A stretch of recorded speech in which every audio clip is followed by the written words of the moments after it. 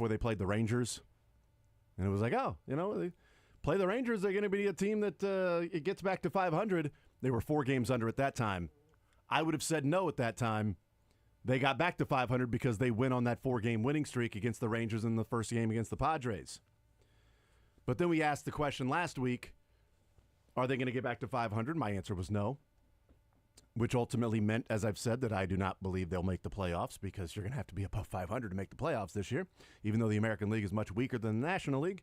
But you're going to still have to be more than 81 wins to be able to make the postseason. So if I don't think they're going to get back to 500, then I don't think they're going to make the postseason, which, as I've said for the last week or so, should be about selling for this team. And last night, another brick in the wall for this team that they go out there and they get a run, and that's it. And a home run given up by Waka, and then the 3-run shot was the death knell. Because once that ball left the yard from Arozarena, it was game over. Everybody knew it was game over. You know who else knew it was game over? Q. Everybody in that Royals dugout. When that ball left, Michael Waka knew the game was over. Yeah. Everybody on the field knew the game was over. They watched the ball leave the yard, and they watched their chance of winning leave as well. Because 1-1, they've got a chance in the game. They could scratch across a run, maybe, and win 2-1. Maybe win 3-2, but they're not going to get to 5. And if they get to 5 with the way their bullpen is performing, are the Mariners still going to be there? If they get to 5? No, they weren't. They wouldn't have been there still. Final 6-2. Royals lose again. Now 7 games under 500. Buster Olney was on this morning with New Day with SSJ, with the holidays coming up and everything. Had him on this morning with Jamie Bluma and asked him about timeline for trades, selling. And we talked about what this stretch of baseball was going to be until the All-Star break and how crucial it was. And they have not been good in that stretch. To me, ending really what should be any discussion about whether or not the Royals are going to be buyers. They should not be buyers. No. Because here's the problem with when we talk about, J.J. Piccolo and having the emotional connection and familial connection with the guys in the clubhouse. And, you owe it to these guys. We've heard that before. Owe it to these guys to go and try to win it this year. No, you don't. You don't owe it to them. You know what you owe them? The money you're paying them. That's what you owe them. That's what the money's for. That's what the money's for. Exactly. I just wanted a little we just wanted you to show that you appreciated us to go and trade so we can make a run. That's what the money's for. We appreciate you. That's why we're paying you. But there is nothing owed to the locker room, to the clubhouse, because they had their chance. If you don't want your general manager and front office to sell, then don't suck. You had your chance to show the front office that they should have been buyers. You have shown them what their decision is. There is no decision anymore. There is no pondering, well, are they going to be buyers or sell? Like CBS put out, or Major League Baseball, MLB.com this morning, put out now that it's July 1st, the biggest questions heading into the trade deadline. They listed the Royals. You know what the question was? Is this team going to be buying or selling? And you know what they wrote about? What they could give up prospect-wise to go and buy. Who in the hell at MLB.com thinks this team should be buying? It's just absurd. Anybody that thinks that this team is close to buying is living in fantasy land and thinking that a bat here or there might make a difference on this team. We don't know what's going to happen with Cole Reagans. The bullpen has taken a step back. Bullpen is buns. They are way more than a bat away from getting back in this thing. They're 5.5 games out. They've got to pass 6 teams along the way. And you know what those 6 teams will be doing? They'll also be buying. They'll be adding. So not only do you have to add, your adding is just to keep up with the Joneses on the teams that are closer than you at making the postseason and feel like it's a much more viable option to get there. Seattle's going to be adding. And they're the last team in the wild card. Tampa Bay is going to be adding. Well, maybe we'll see. Toronto's probably going to be adding. Those are the 3 teams in the wild card spot right now. If you add, do you become better than them? And do you become 6 games better than the Mariners or 8 games better than Toronto or 8 games better than Tampa to make the postseason by you adding a bat? Taylor Ward ain't getting this team to 86 wins. Jesus Sanchez ain't getting this team to 86 wins. You need them, both those guys, and about 3 more bats. Right. Plus about 2 to 3 more bullpen arms. This team just simply is not good. Which brings up the conversation of last year seems more and more like a fluke, and this is who they are. Last year seems like every single thing that could go the Royals' way did go the Royals' way. This seems more in line with who they are. Mm-hmm. And that's why I was perfectly fine with the Royals buying last year as opposed to, well, do you actually spend resources this year or do you invest in 2025 and then, really make a run for it? And the point that we made last year was, well, who knows what Salvi's going to look like next year? He's having an amazing year. What's Lugo and Waka and Reagan's, what are they going to look like next year?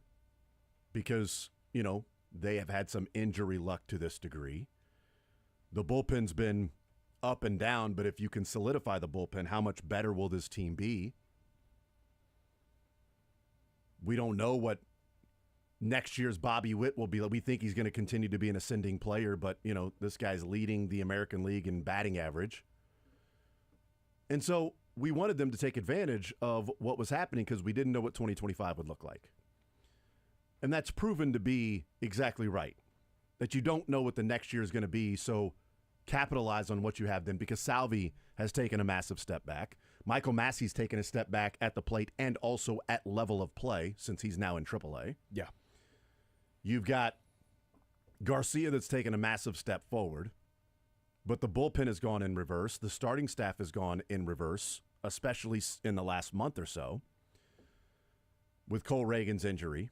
Seth Lugo has turned it back on the last few starts. Michael Wacha had a rough one last night, giving up 5 runs in 5 innings and a couple of home runs. And he also wasn't his typical commanding all the pitches Michael Wacha. When you have a 13-pitch at bat to a career minor leaguer and then walk him, that was the evidence I needed for, well, this ain't going to be good. The Royals better score 4 or 5 runs. Because Wacha couldn't put away a dude that spent 9 years 12 years, whatever it was that they were talking about on the broadcast, in the minors. 13 pitches later, you walk him. Like, that's when you got a guy that does not have it that night. And Arozarena made him pay a couple of times. Yeah. Later on, Cal Raleigh made the bullpen pay, but that's what he's been doing all year. He's at 33 now, and he's going to be participating in the home run derby, batting from the left side there in Atlanta, more than likely. I think he should take some swings from the right side as well, just for the novelty of the whole thing. But I think he's already on record as saying that he's going to bat mainly from the left side because it's easier to hit home runs in Atlanta. Just for hits and giggles. S's and G's. Hits and giggles. I said hits. No, don't worry, Dylan. Just for hits and giggles, just to bat from the left side, from the right side, take a couple swings from the right side. But that's not a surprise that happens, but the steps back that this team has taken, like my annoyance, Sterling, with reading that this morning is I want to start reading things that people are looking at this through the lens of reality and not, well, let's continue to ask the question. Are the Royals going to be buyers or sellers? Stop asking the damn question. It's been answered by the Royals. The team has answered the question for you. So if you're going to write something about the Royals, then write about what they could potentially sell and what they would be buying back, because technically selling is also buying. You're just buying for the future. Sure. So what they could be getting in return for a Seth Lugo, for maybe Michael Lorenzen, maybe Carlos Estevez. I would even examine Michael Garcia. Everything's on the table. Are you convinced that Michael Garcia is a .320 hitter the rest of his career? Or would you be selling high when you missed on selling high on MJ Melendez, when teams wanted MJ Melendez hitting 30 home runs as a catcher, And boy, what you could get for a catcher that has that power. No. This guy's going to stay at catcher, and he's going to be with the Royals for a long time. He's going to take over for Salvi. Well, you missed. You can't sell MJ Melendez now. You missed on capitalizing on the value of him. Is Michael Garcia a 320 hitter the rest of his career? I mean, you would be moving a 25-year-old shortstop. I know he doesn't play shortstop for the Royals, but if you moved him, he would play shortstop for whatever team he goes to. That's what you would be selling, is that guy in his prime. But there's also the risk of he is this guy for the next 4 or 5 years, and you moved him and didn't get enough back. That's the risk. That's the balancing act that JJ and the front office have to make, but all options on the table outside of a couple obvious ones, and, Bobby and Jack and probably Vinny, because as I've said, Vinny is not going to be trade-worthy value from another team that he is to the Royals. What he means in the clubhouse, another team acquiring him will not care. A 738 OPS is not valuable as a first baseman right, first to base only. The majority of teams. Right, first base DH. You won't get much back for Vinny, even though he's got team control. You won't get back what you feel like is worth it from what you're losing with Vinny in the clubhouse. And also, you start to piss off some of the guys in the clubhouse that you have team control over that are close with Vinny. You have to examine that too. But I think there are a lot of things on the table for this team to look at as to what the Chris Bubich can be looked at. You've got him through 2026. That's it. You got him one more year after this year. And that's why I said, if they're to move Seth Lugo or whoever they move, it shouldn't be strictly and solely focused on you got to get a bat. You got to get a bat. You got to get a bat. It's got to be a bat for this guy. Okay, well, Lugo's probably going to be gone after this year. You got one more year for Chris Bubich. So the beginning of 2027 season, you'd have no Lugo, no Bubich, and 1 year of Cole Reagans. Well, you got to get a bat, Well, what's your rotation going to look like in 2027? Cole Reagans and Michael Wacha? Well, what's Wacha going to be 2 years from now? Is Cole Reagans going to be Noah healthy Cameron. 2 years from now? You'd hope Noah Cameron. Maybe Ben Curtin. I think Again, the Royals have shown the maybe. ability to at least develop guys in the minors pitching-wise. They've not. What I'm saying is you shouldn't Carlos Beltran this thing where you say, we're trading Beltran and we have to get a catcher and a third baseman. Oh, well, of So course. no matter what it is for Beltran, we will only get a catcher and a third baseman. Even if we have to take less, because a lesser catcher and a lesser third baseman for Beltran, we're not going for the best possible player we can get. We're going for a catcher, third baseman, and we need a pitcher. And so you end up with John Buck and Mark Tien and Mai Wu. No, I don't disagree there, but I'm also looking at this from the prism of they've at least developed and identified and grown talent on the pitching side of things. Hitting side of things has been an utter and complete disaster, at least once they get to the majors. This team has 3 league average bats or better. 3. Right, yeah. They need 6 guys. I don't disagree. I wouldn't trade Michael unless you get blown away. That's why I'm saying everything on the table. I'm not saying sell him for scraps. I'm saying a team looks at Michael and goes, good God, we would give up a couple of these prospects for a guy like this because we've got nothing as our shortstop in our system, and we believe in the bat moving forward. I doubt they would do that. But what I'm saying is if somebody calls about Michael, you damn sure better pick up the phone and listen. Well, my point is... You can say no, but pick up the phone and listen. Sure. You would have to get so much in return. I don't know if a team's going to do it because he's under contract until 2030. Right. So you have a guy who he's 29, his final year in KC. You basically have him for cheap for his prime. I don't think but you have to be right. You have to be right on Michael Garcia. If he reverts back to being a 220 hitter next year, then you miss the boat. Well, he's never been a 220 hitter. If he goes back to a 260 hitter, what was he last year? That's a different conversation. Probably 260. You think Michael Garcia was a 260 hitter last year? Michael Garcia was... Was he a 260 on base? 231. 231? What was his on base? 264 career. What was his on base last 281. year? 281? He's a 264 career average. So if he's more in line with his career numbers, which is a 690 OPS. Which is almost 60 points higher this year than what he is in terms of batting average. But still, what I'm saying is I'm not advocating for them to trade Michael Garcia because we had the conversation a month ago, have they found their third baseman moving forward? with Bobby at short and the way that Michael Garcia's bat at third will play because of how I think he's they swinging the found a bat. player moving forward because I don't Fine. Whether I it's don't third know. base or second base, wherever you could want be to put center him. field. It could be, but his defense at third base is pretty freaking stellar. I'm good with him continuing to play third base with his bat. Point being, is somebody willing to give up more because they can move him to shortstop, and that bat at shortstop, as compared to that bat at third base, makes it more valuable. Again, I am not advocating for that. My point is simply there are a lot of options on the table when you come and get closer to trade deadline.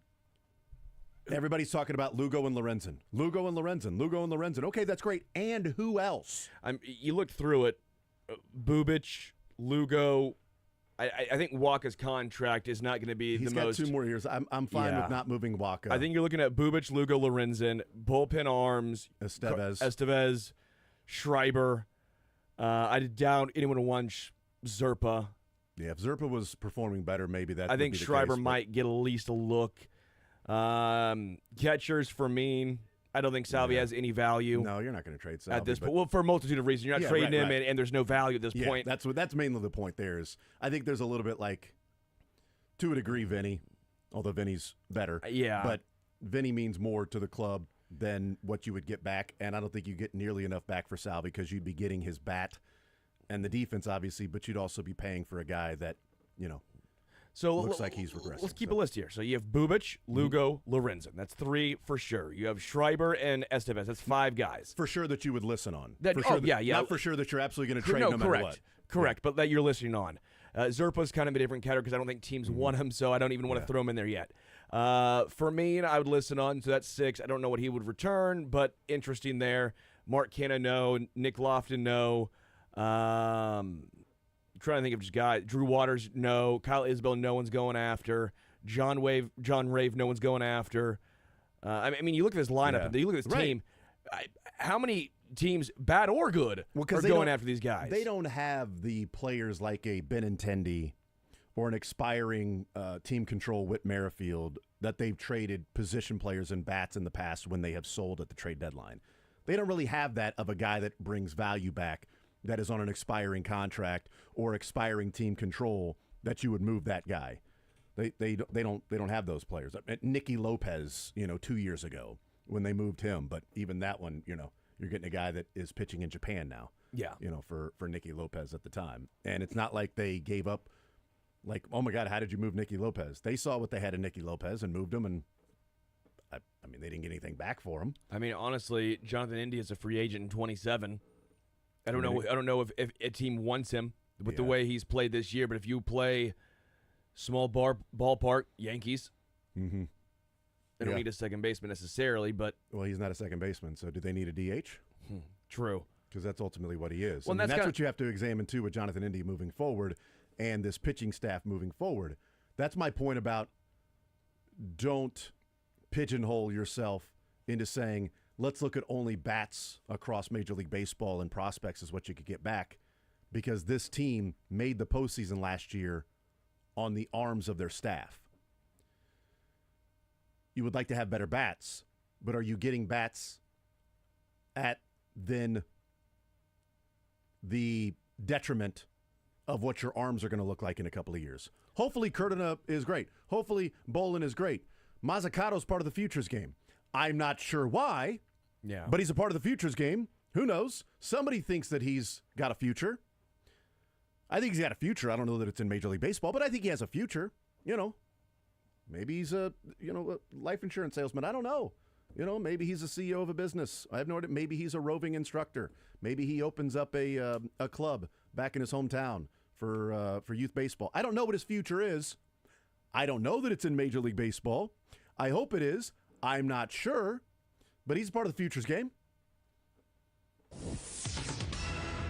Breaking news. Bit of a shocker, change in sport with the NBA free agency happening right now. The Bucks have found a creative path to waive Damian Lillard in exchange to go after Miles Turner. So Miles Turner will be joining the Bucks, and Lillard is waived. So that is breaking news right now per Shams Charania. Okay. Well, I guess he's going to miss the year. Yeah. So Wow. That's cold-hearted. Yeah. Yeah. I mean, Wow. You think Giannis likes that? Or, well, Giannis seems like a guy I who would might. say he probably does. if he's getting Miles instead of, you're getting somebody there back in return as opposed to somebody that's not going to play. You kind of have Brooke Lopez that fit that role. Turner's tell you- better, but If the Bucks are smart, they're not making this move without consulting Giannis first. 100%. You don't, unless they have already decided that it is irreconcilable differences and Giannis does not want to continue in Milwaukee and specifically and strictly wants a trade or it will get contentious, then it doesn't matter what he wants at that point. You're still trying to find a home for him somewhere. But if the relationship can continue and it isn't we're just going to trade him, because the odds are in Vegas are still that he's going to be playing with the Bucks next year, then you absolutely consult him on this and make sure that he's good to go with this move by bringing in Miles Turner and moving on from Damian Lillard. He's not going to play next year, so no reason to have him around. It's cold-hearted, but it's also the NBA, and he's made a lot of money. That's true. I'm not going to feel bad for Lillard, who's made an obscene amount of money. Good for him, man. We'll take a timeout, come back, continue rolling.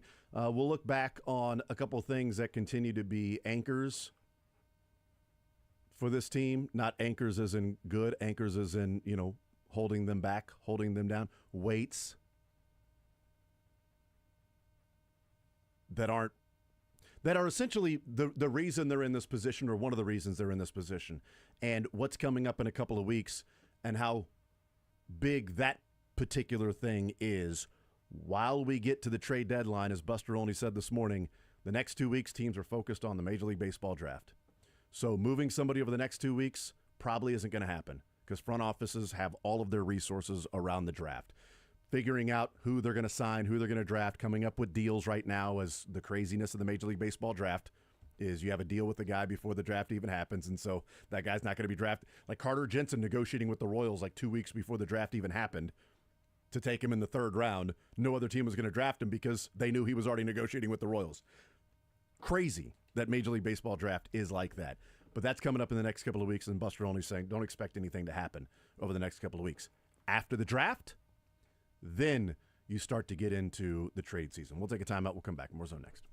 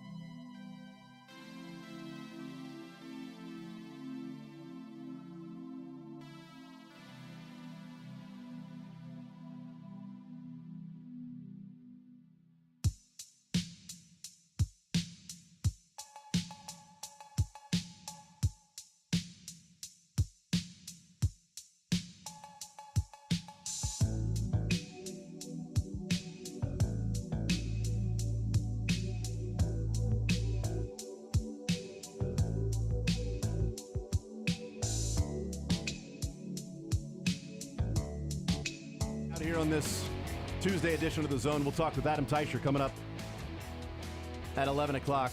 Les Norman will join us coming up in the noon hour. We'll break the norm with one Les Norman.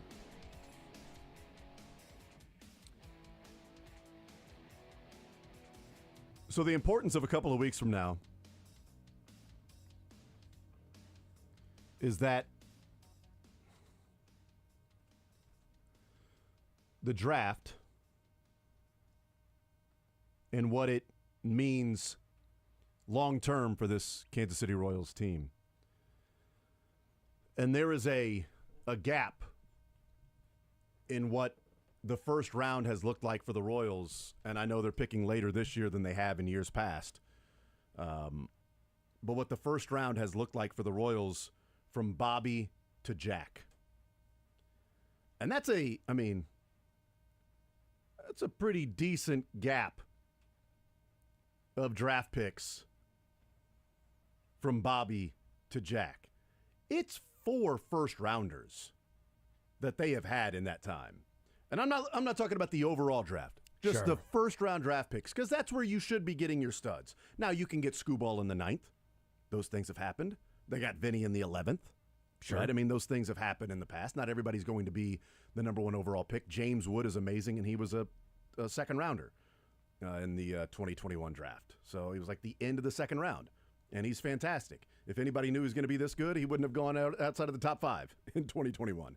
So you never know what's going to be there along the way, but your first-rounders, you've got your chance to make a splash. And it started in 2020 with Asa Lacy when they took him number 4. It's revisionist history to go back and say a mistake, I think, because it was roundly applauded that how did they get the best pitcher in the draft at number 4? Like, it felt a little bit like Jack Caglione to a degree of Cags falling to them, although Nick Kurtz looks like the real deal as well in Oakland. So, and we'll see what Charlie Condon's going to look like now that he's healthy and he's playing in the Futures game. Those guys went ahead of the Royals, so it wasn't like the Royals chose Jack over Kurtz or Condon or Bazana or anything like that. Or Chase Burns that had his amazing debut with the Reds and 5 straight strikeouts against the Yankees to start his career. They didn't have opportunities to draft those guys. But Asa Lacy, when he slid to number 4, it was like, oh my God, how does this happen? You know? How is he here? And it has not worked out. He has been incredibly injured. He has not ever really gotten close to what could be a major league player. He's out for the season yet again this year. So we won't see him pitching until next year, even in the minors. So done for the year. Shut down yet again. Arm, back, maybe between the ears because he couldn't throw strikes at times. There's a lot of things that went on with Asa Lacy, who was so dominant. I'm seeing he's not pitched since 2022. Yeah. Yeah, again, yet another year where he's out. 2022 is the last year I have him pitching, and he had a Yes. 10.61 ERA. Yeah, and he couldn't throw strikes. In rookie ball. Right, as a college kid. And some AA, but rookie ball. But he was a guy in college that was like, this guy's stuff is so nasty that, you know, he's going to be in the big leagues maybe by 22. Heck, maybe by 21, but there's no reason for the Royals to rush him. And who knows, had they played the rest of the year in 2020 before canceling the college season, maybe Asa Lacy is the number 1 overall pick with a bullet. Well, I wish he was. I wish he ended up being the number 1 overall pick. That didn't happen. It is revisionist history to do this, I admit, and I will offer that up front. But also, you get paid a lot of money as the front office and the scouts to draft, to find the talent, and to project what that talent's going to look like. And when Garrett Crochet goes 11th, and you take Asa Lacy, that's a huge miss. When you are longing for outfield help and Pete Crow Armstrong goes number 19, and you take Asa Lacy at number 4, I'm sorry, that's a miss. It's revisionist to look back because I don't know that anybody at number 4 was saying, PCA, how are you not taking Pete? I wasn't yelling about Pete Crow Armstrong, and they should have taken. In fact, full transparency, I was yelling about Austin Martin. Yeah. That guy is a freaking wizard. That guy has a wand for a bat at Vanderbilt. He barrels everything. It could be at his shoes and he'll barrel it. At his eyes and he'll barrel it. This guy is unbelievable. He's going to bat 350. How do you pass up on a middle infielder that's going to bat 350 for a power arm, which could work out, but those guys are volatile and they may break down. Last time I checked, I don't think Martin is batting 350 in the big leagues. 253. I see 250. I was close. I had the 5 right. I knew it started with an S. Last year, 253. Samsonite. I knew it started with an S, though. I knew there was a 5 in there. You know what I mean? It might have been 150. But yes, I wasn't yelling about Pete Crow Armstrong, Pete Crow Armstrong, Pete Crow Armstrong. You got to get this high school. Pete Crow Armstrong, he's the man. You know, Jordan Westberg went 30th. Dylan Dingler for the Tigers went 38. Evan Carter went 50th as a high school guy. Yeah. Again, we're getting that's tough. Yeah. Right, we're getting further, and I fully admit this up front. I'm just saying there are guys. Mason Wynn went 54th. So guys along the way, and the Royals had a couple of other picks before that as well. But when you take a college arm in Asa Lacy and Garrett Crochet's there, well, you know, that's rough. Those are things the Royals can't miss on that, right, in the position that they're in. Correct. 2021, they take Frank Mazzucato, number 7. Futures game. We know why, though, to an extent. Yeah, because they paid him $3.4 million so that they can get Kuderna and Carter Jensen. Correct. So that's part of it. I think that's fair to at least point out. Yes, it is fair. The issue, though, is at number 13, Andrew Painter took that amount of money as well. So would Andrew Painter have taken the number 7 overall pick for the same money that he signed for number 13? And he's a guy that's a top prospect. Matt McClain took less money at number 17. Jackson Merrill went 27th. Again, this is total revisionist history. I offered that up front. James Wood went number 62 in the second round, as I mentioned earlier. But again, are you taking that guy at number 7? But I understood the logic behind it. But again, you're talking about high school arms and the volatility there. So back-to-back years, you took Asa Lacy and Frank Mazzucato. I guess in fairness, where was Frank Mazzucato originally mocked? Was he mocked in the 20s? Was he mocked in the 40s? No, it was definitely a surprise. I knew it was a surprise, but I was wondering how far down. Was he in the James Wood territory, right, or was it like he's going to be 15 to 25? And he went number 7. Right, that's kind of my point. Where Andrew Painter might go number 8, and he went 13. Like yes, who knows with some of those correct. things. You're right about that. I'm not sure. I just know that it was like, wow, this is kind of a reach. This is clear signability. Let's see what they do in the second and third round. And they went and paid a couple of $1 million for Kuderna and Carter, local kids. And if Kuderna and Carter hit, and Frank Mazzucato never materializes, it would have been nice if you could have got, you know, Andrew Painter along the way for the same amount of money. Correct. And then those guys, but you didn't. You went that route. So Lacy and Mazzucato back-to-back years. And then in 2022, you get Gavin Cross. It's like, man, you could really use an outfield bat. Yeah, you could. You took one with the number 9 overall pick in 2022. One of the safest college bats in the entire draft in Gavin Cross. And he has not been good. Great in 22. Sweet, man. That's awesome. That's awesome. And again, this is the revisionist history, but number 13, Zach Neto, has been pretty damn neato in the big leagues for the Angels. Be nice. Yes. Just Chase DeLauder went number 16. That'd be cool to have, you know, a top, 40 prospect ready to come up. And then, God, that number 21, Cole Young? Well, why do I know that name? Oh, that's right. He went 3 for 4 last night for the Mariners.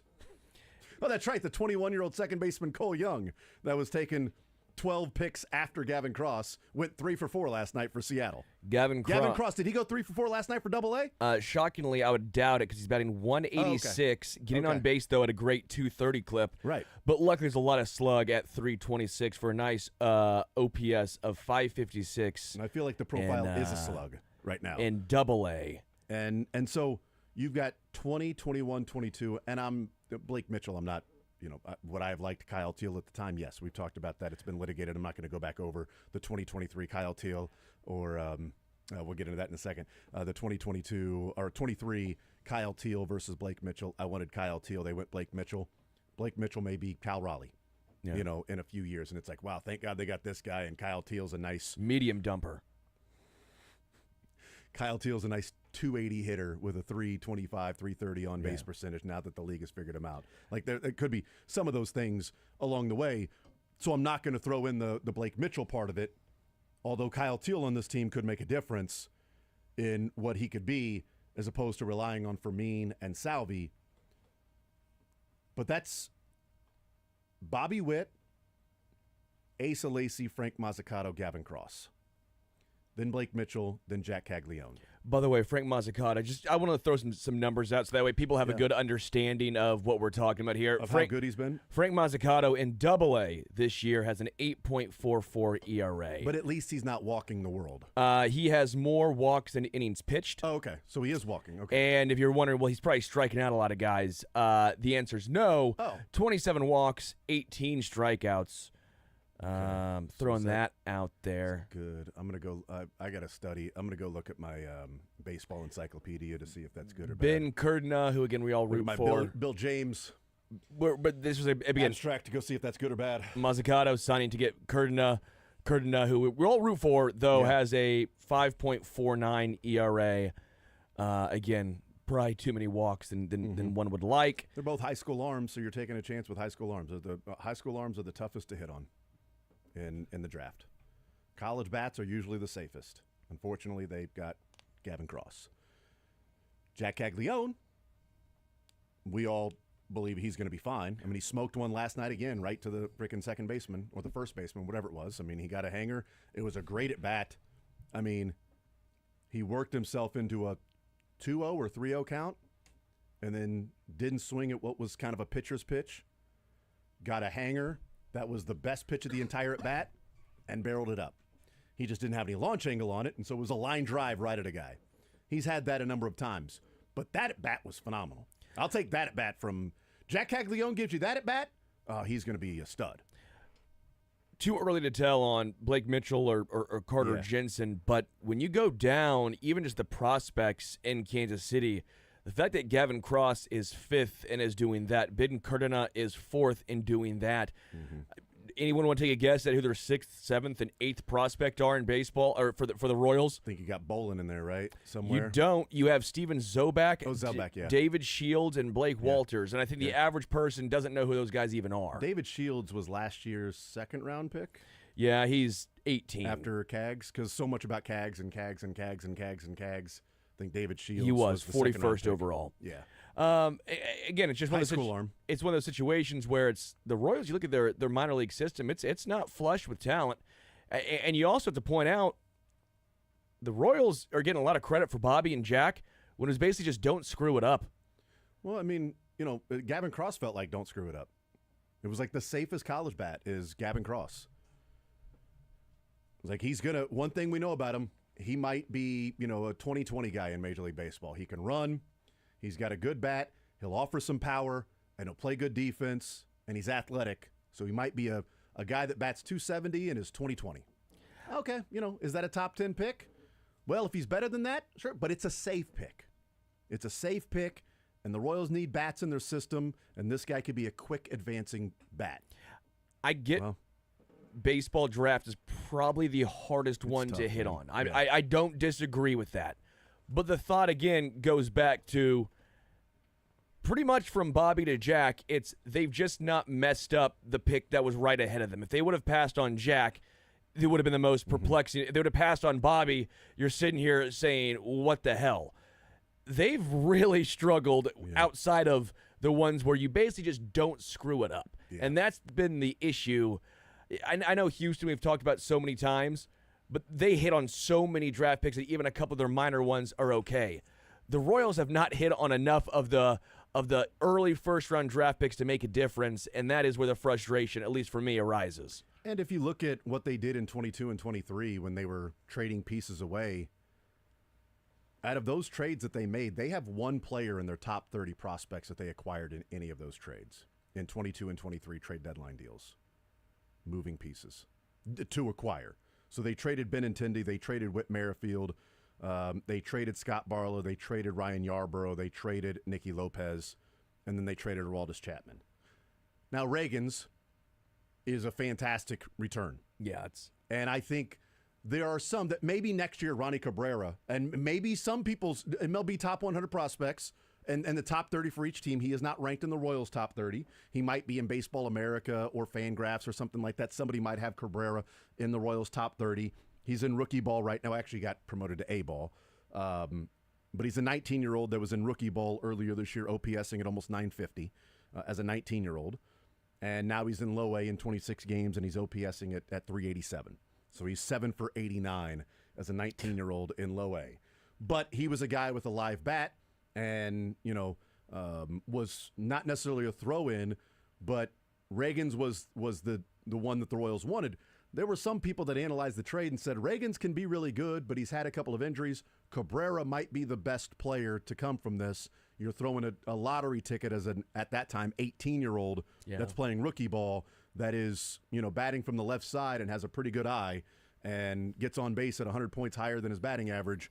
This guy's going to be, offer some power. So, it's a pretty good deal that you're going to get this guy who may hit.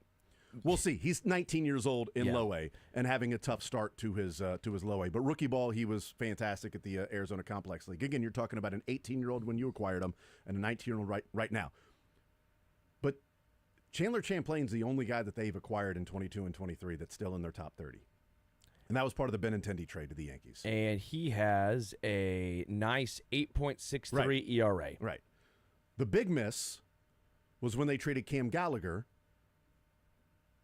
for Brent Rooker in 22. Yeah. That's a hell of a trade, by the way. Yeah, Cam Gallagher for Brent Rooker. That is highway robbery. That is thievery. The Royals stole Brent Rooker for Cam Gallagher. Rooker signed a 6-year, $82 million contract with the A's. And Rooker, before he joined the Royals, in 208 games in AAA, he was OPSing at 977. Sure, so he probably got a large sample size in the majors, right? Right, Jason? Yep, 208 games in AAA for Brent Rooker. He had 62 home runs and 51 doubles. He got on base at 387 and slugged 590 in 208 games in AAA. 20 games with the Royals in AAA. He batted .338, got on base at .424, slugged .775. He had a 1.2 OPS in the 20 games in AAA for the Royals, 9 home runs and 8 doubles. Seems great, Jason. Called up to the big leagues, played about 14 games, struggled, then waived. Yeah, 14 games. That's totally enough to let you know. But there wasn't a good enough sample size of him being a former first-round draft pick and OPSing at almost 1,000 at AAA in his career. The 14 games was the real sample size to move on from him at that time. And those teams were really good, right, Jason? Those teams couldn't have potentially held on to him for a little longer. No, they had. There's not at all. Of course, you couldn't keep him. They also moved on and waived Luke Weaver a month after they acquired him for Emmanuel Rivera. Yeah, that's great. Now, he wasn't good. No, he was not good for a couple years after. And So that's different. And then he went to 3 other teams before he ended up with the Yankees That's as different. a reliever and figuring it out. I'll acquiesce and say that one's different. But Brent Rooker. But it is interesting that you have Emmanuel Rivera and Cam Gallagher small trade deadline deals that you got Brent Rooker and Luke Weaver for, and both of them were waived a month later. Rooker is the most egregious one because Luke Weaver didn't really have a track record either to that point. He was struggling, then struggled with the Royals, then struggled with 2 other teams, then got to the Yankees, and then somehow turned into this amazing 8th-inning guy, and then, they move him into closer / Devin Williams / back and forth. But Brent Rooker's the head-scratching one because he had the first-round pedigree, and all he did was mash in AAA. Every spot he went to in AAA, mashed. And mashed for the Royals in the limited amount of time he was in Omaha, and then played 14 games and waived. Well, the Royals don't like that. They prefer you to hit 185 like Gavin Cross. They also don't need a guy that hit 39 home runs last year and has, 20 already this year, and is making, this year he's making $4 million. But next year he will make $8 million. But Hunter Renfroe, right. Jason. But next year, Brent Rooker, you do have to pay him a lot of money. You pay him $8 million next year. But then it gets outlandish. In 2027, you're going to have to pay Brent Rooker $14 million. It gets outlandish. Like, you're not going to be able to afford that. And then if you really want to get crazy with the Cheese Whiz in 2028, you got to pay him $15 million. I love that it's July 1st for a team that had playoff aspirations. Yeah, it sucks. And this is what we're talking about. But this is reality. Couldn't even get us to training camp. Yeah. Jack Flaherty last year for the Tigers, and maybe if you're wondering about Lugo, Jack Flaherty brought back Trey Sweeney, who's now been sent back to AAA because he was struggling with the big leagues with the Tigers. But he also brought back what is now the number 78 overall prospect, 2 spots ahead of Carter Jensen. So the Tigers got Trey Sweeney, what they thought was their shortstop moving forward. He has struggled. And a top 80 prospect in all of baseball, essentially Carter Jensen with the bat, first base catcher. 2 spots ahead of Carter Jensen in the top 100 prospects. That's what they got back for rental player Jack Flaherty. Can the Royals get that back for rental player Seth Lugo? That's what you're looking at. That's what you're hoping. And can they make ancillary deals that they won with a Brent Rooker and a Luke Weaver and guys like that that didn't really stay around with the Royals at all? And Yarborough, Derlin Figueroa is a 21-year-old who's in high A and just got elevated to high A. He's played 6 games and he's OPSing 861. That's what they got for Ryan Yarborough in 23 when they traded him and Scott Barlow. But he's also not in the top 30 prospects. But again, that's sort of like the Ronnie Cabrera, Derlin Figueroa, those 2 guys, 19 years and 21 years old. Who knows, different prospects. But that's what we're looking at from the 22 and 23 years when they traded guys away, rental players, and what they got back.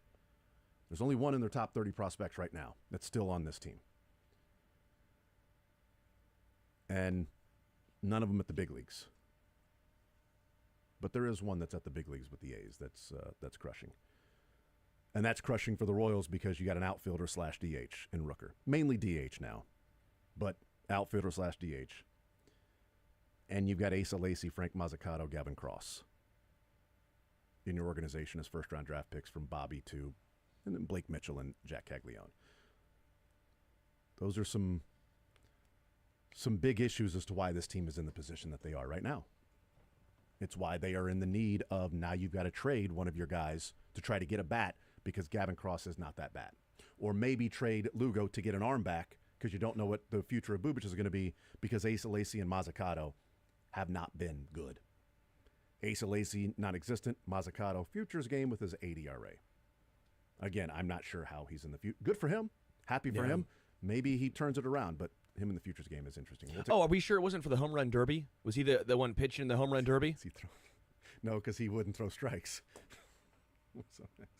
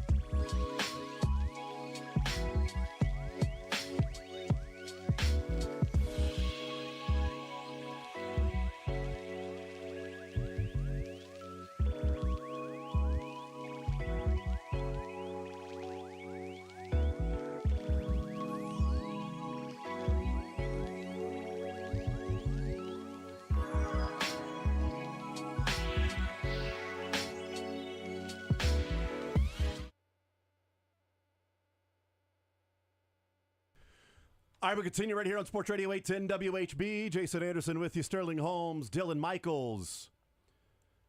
We'll talk with Les Norman coming up an hour from now. What we won't be doing next Tuesday at 11 o'clock, unfortunately, we'll be talking with Adam Teicher, because today our final conversation with Adam Teicher, the man who has covered the Chiefs for as long as any of these interns have been alive, as long as Sterling Holmes has been alive. 1 year more. That's right. Adam Teicher officially announcing his retirement. Adam, welcome into the show. How are you, sir? Good, Jason. How you guys doing today? We are doing just fine. How much are you looking forward to next Tuesday, 11 o'clock, not having to talk to me? You know what? In all honesty, I'm going to miss this. I really will. It's been fun talking Chiefs and everything with you every Tuesday, and doing it with Seren twice a week during the season and once on Sunday. So you know what? There's some things I'm going to miss. I'm not going to lie to you about it. It's not all sweetness and light here, and I will miss our chats on Tuesday. No, all BS aside. What's the reaction? I'm guessing it's been pretty cool, but what's the reaction been since you officially announced? What was it, yesterday or Sunday, that you put out the tweet that no longer writing anything? What's the reaction and the outreach been like that? Yeah, it's been great. Heard a lot of people I've worked with and people I worked with many years ago and haven't talked to for years. It's been really gratifying. I guess you don't really know until you know how much you've meant to people over the years, and so it's really, I get stories from people about, my grandmother used to read your stories to me in the Star when I was like a little kid, and all that stuff, and you helped me become a Chiefs fan, when I was a little kid, all that stuff back then. So it's it's kind of gratifying. I got to tell you. Yeah, Adam Teicher is our guest. Our last conversation with Adam Teicher, he has posted his last story for the Kansas City Chiefs. What year did you start, Adam? What was the first 1993 year? was the first year on the Chiefs beat. Joe Montana, the Chiefs had just traded for Joe Montana. Marty Schottenheimer, of course, was coaching. So Chiefs went to the AFC Championship game that year. They lost to the Bills, but I figured, the Chiefs are going to go back to many AFC Championship games. And it was, 25 years before they got back. So I had to wait for a while for another one. Yeah, it's funny that year, because we were talking about, we had brought up something yesterday, which I'm going to ask you here in just a little bit, that we'll get into some Chiefs stuff before our second segment. We'll do a little nostalgia, but I was talking about that because it was like, Chiefs in the playoffs and what the drought had been, and I'm like, I was at, as a 13-year-old, I was at that January of 94 Pittsburgh Steelers wild card game that, the Keith Cash blocked punt. They tie the game, Montana to Barnett on fourth down. They win in overtime against the Steelers, and then they go on, and the Oilers, everybody remembers that one, and Keith Cash throwing the football at, Buddy Ryan and that poster, and Marcus Allen's breakaway touchdown was awesome. And then, obviously, it wasn't great against the Bills, but, we were talking about, just the long drought of championship games, and then finally in 2018 going to one. And it dawned on me, Adam, that I've been to two. I went to the playoff game in '93 that they won, and I didn't go to another Chiefs playoff game until 2018 Colts in the first round. So that actually was my fault. I apologize for not going to any of those other Chiefs playoff games along the way at Arrowhead to help get a win. So I guess it was me the whole time, Adam. You were at all of them, and that didn't matter. Yeah, my presence was immaterial, I guess, to win or lose. That's exactly right. All right, so let's talk about what will happen in 2 weeks or may not happen in 2 weeks.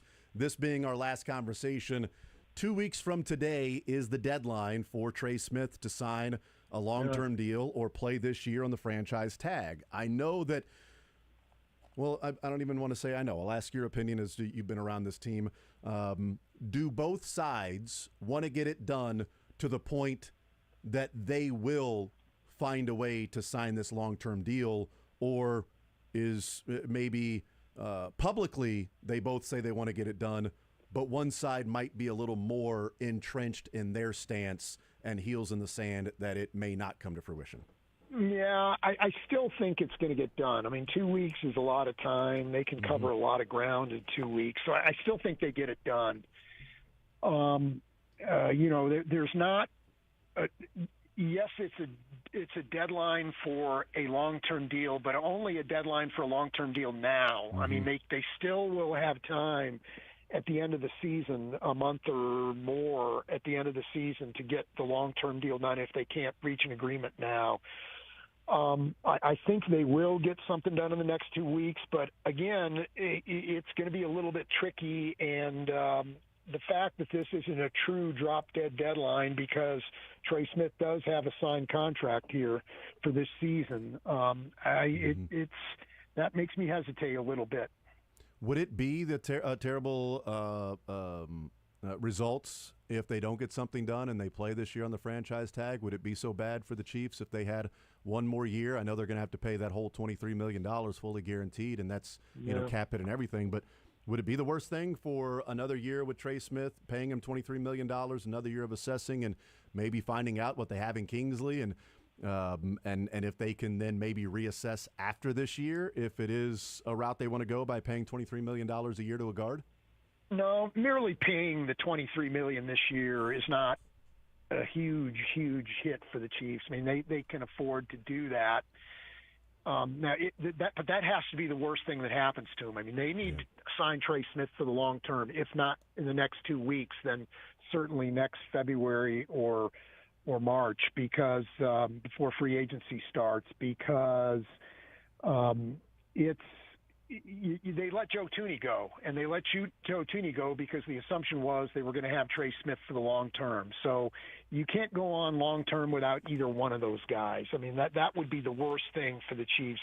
So I think the Chiefs will be under a lot more pressure come February if they can't get something done with Trey Smith now. I do wonder as well that, paying Trey Smith, I think a few years ago it would have seemed like a craziness to pay a guard $20+ million per year. I remember when they paid Joe Tooney, and it was like, you're paying a guard that much money? Like, okay, you really are serious about fixing the offensive line, but is it foolish to go the guard route? And in that time, Adam, what we've seen is obviously Chris Jones has been a stud. We've seen some other interior defensive linemen, Aaron Donald, retiring along the way, but players that have $50 million or more guaranteed dollars on their contract currently right now. I saw this yesterday, and I wanted to bring it up with you in regards to Trey Smith. 9 players are edge rushers that have $50 million guaranteed or more on their contract. There are 12 interior defensive linemen, Adam, that have $50 million or more guaranteed on their contract. The 2025 draft, there were 4 defensive tackles taken in the top 21. There were 30 drafted overall because of what the Philadelphia Eagles were able to do. What we saw with some of the other teams in the playoffs with an interior pass rusher / disruptor, what we know Chris Jones has meant to the Chiefs. If we're seeing more and more defenses say, we're getting these physical freaks and these pass rushers in the interior that can cause disruption, is that then going to be, you know what, you got to pay Trey Smith and have somebody at guard, because it's not just about those edge rushers anymore. It's about having a guard, a center, interior that you can actually handle some of these big-time disruptive forces in the interior that teams are continuing to go and draft and develop and put money into. Yeah, no, I think it is a little bit of outdated thinking to just say, well, we're just going to pay our tackles and then just get by, just find guys to play in the interior positions, or just pay less to those guys. I mean, I think that's – you look what the Chiefs have done the last 3 years. They've gone to 3 straight Super Bowls, and the unquestioned strength of their offensive line in all 3 of those seasons has been their the middle 3, those 3 interior guys. And they've just sort of patched it together at left tackle and had a guy they paid a lot of money to at right tackle who I think we all would agree hasn't quite lived up to that money. So And in any case, regardless of what they're paying or not paying, that's where the strength of their offensive line has been, and they were still good enough to get to a Super Bowl. Now, there's other factors that play into that, of course, but it's not just those three guys who just dragged the Chiefs to a Super Bowl, but they certainly were a big part of it. So, no, I don't think sinking good money into Trey Smith is a bad way for them to spend their money. He's a young guy who should have several good years left to play here. So, if he were a little bit older, I certainly would feel a little differently. I think they made the right choice in choosing him over Joe Thuney for that very reason. But I think that this is or would be a wise way for the Chiefs to go. Yeah, if they're going to pay Trey Smith that money, they really need to have Kingsley or somebody play well at left guard, and it would be great if Josh Simmons was your left tackle on a rookie contract for a few years to help out. And heck, I mean, if 2026, this is 2025. So if let's say they get something done with Trey Smith, and 2026 opening day on that Thursday night, Adam, obviously, for winning the Super Bowl, on that Thursday night, your offensive line is Simmons, Kingsley, Creed, Trey, and Jalen Moore. Because again, that would mean that Josh Simmons had proven that he was good enough, and also Kingsley proven that he was good enough. Then you're talking about it making sense that Trey Smith can make that money and Creed can make that money if you've got those other three guys on your offensive line at the tackle spots and left guard. Yeah, it sounds great right now. Let's do it. But it never works out that way.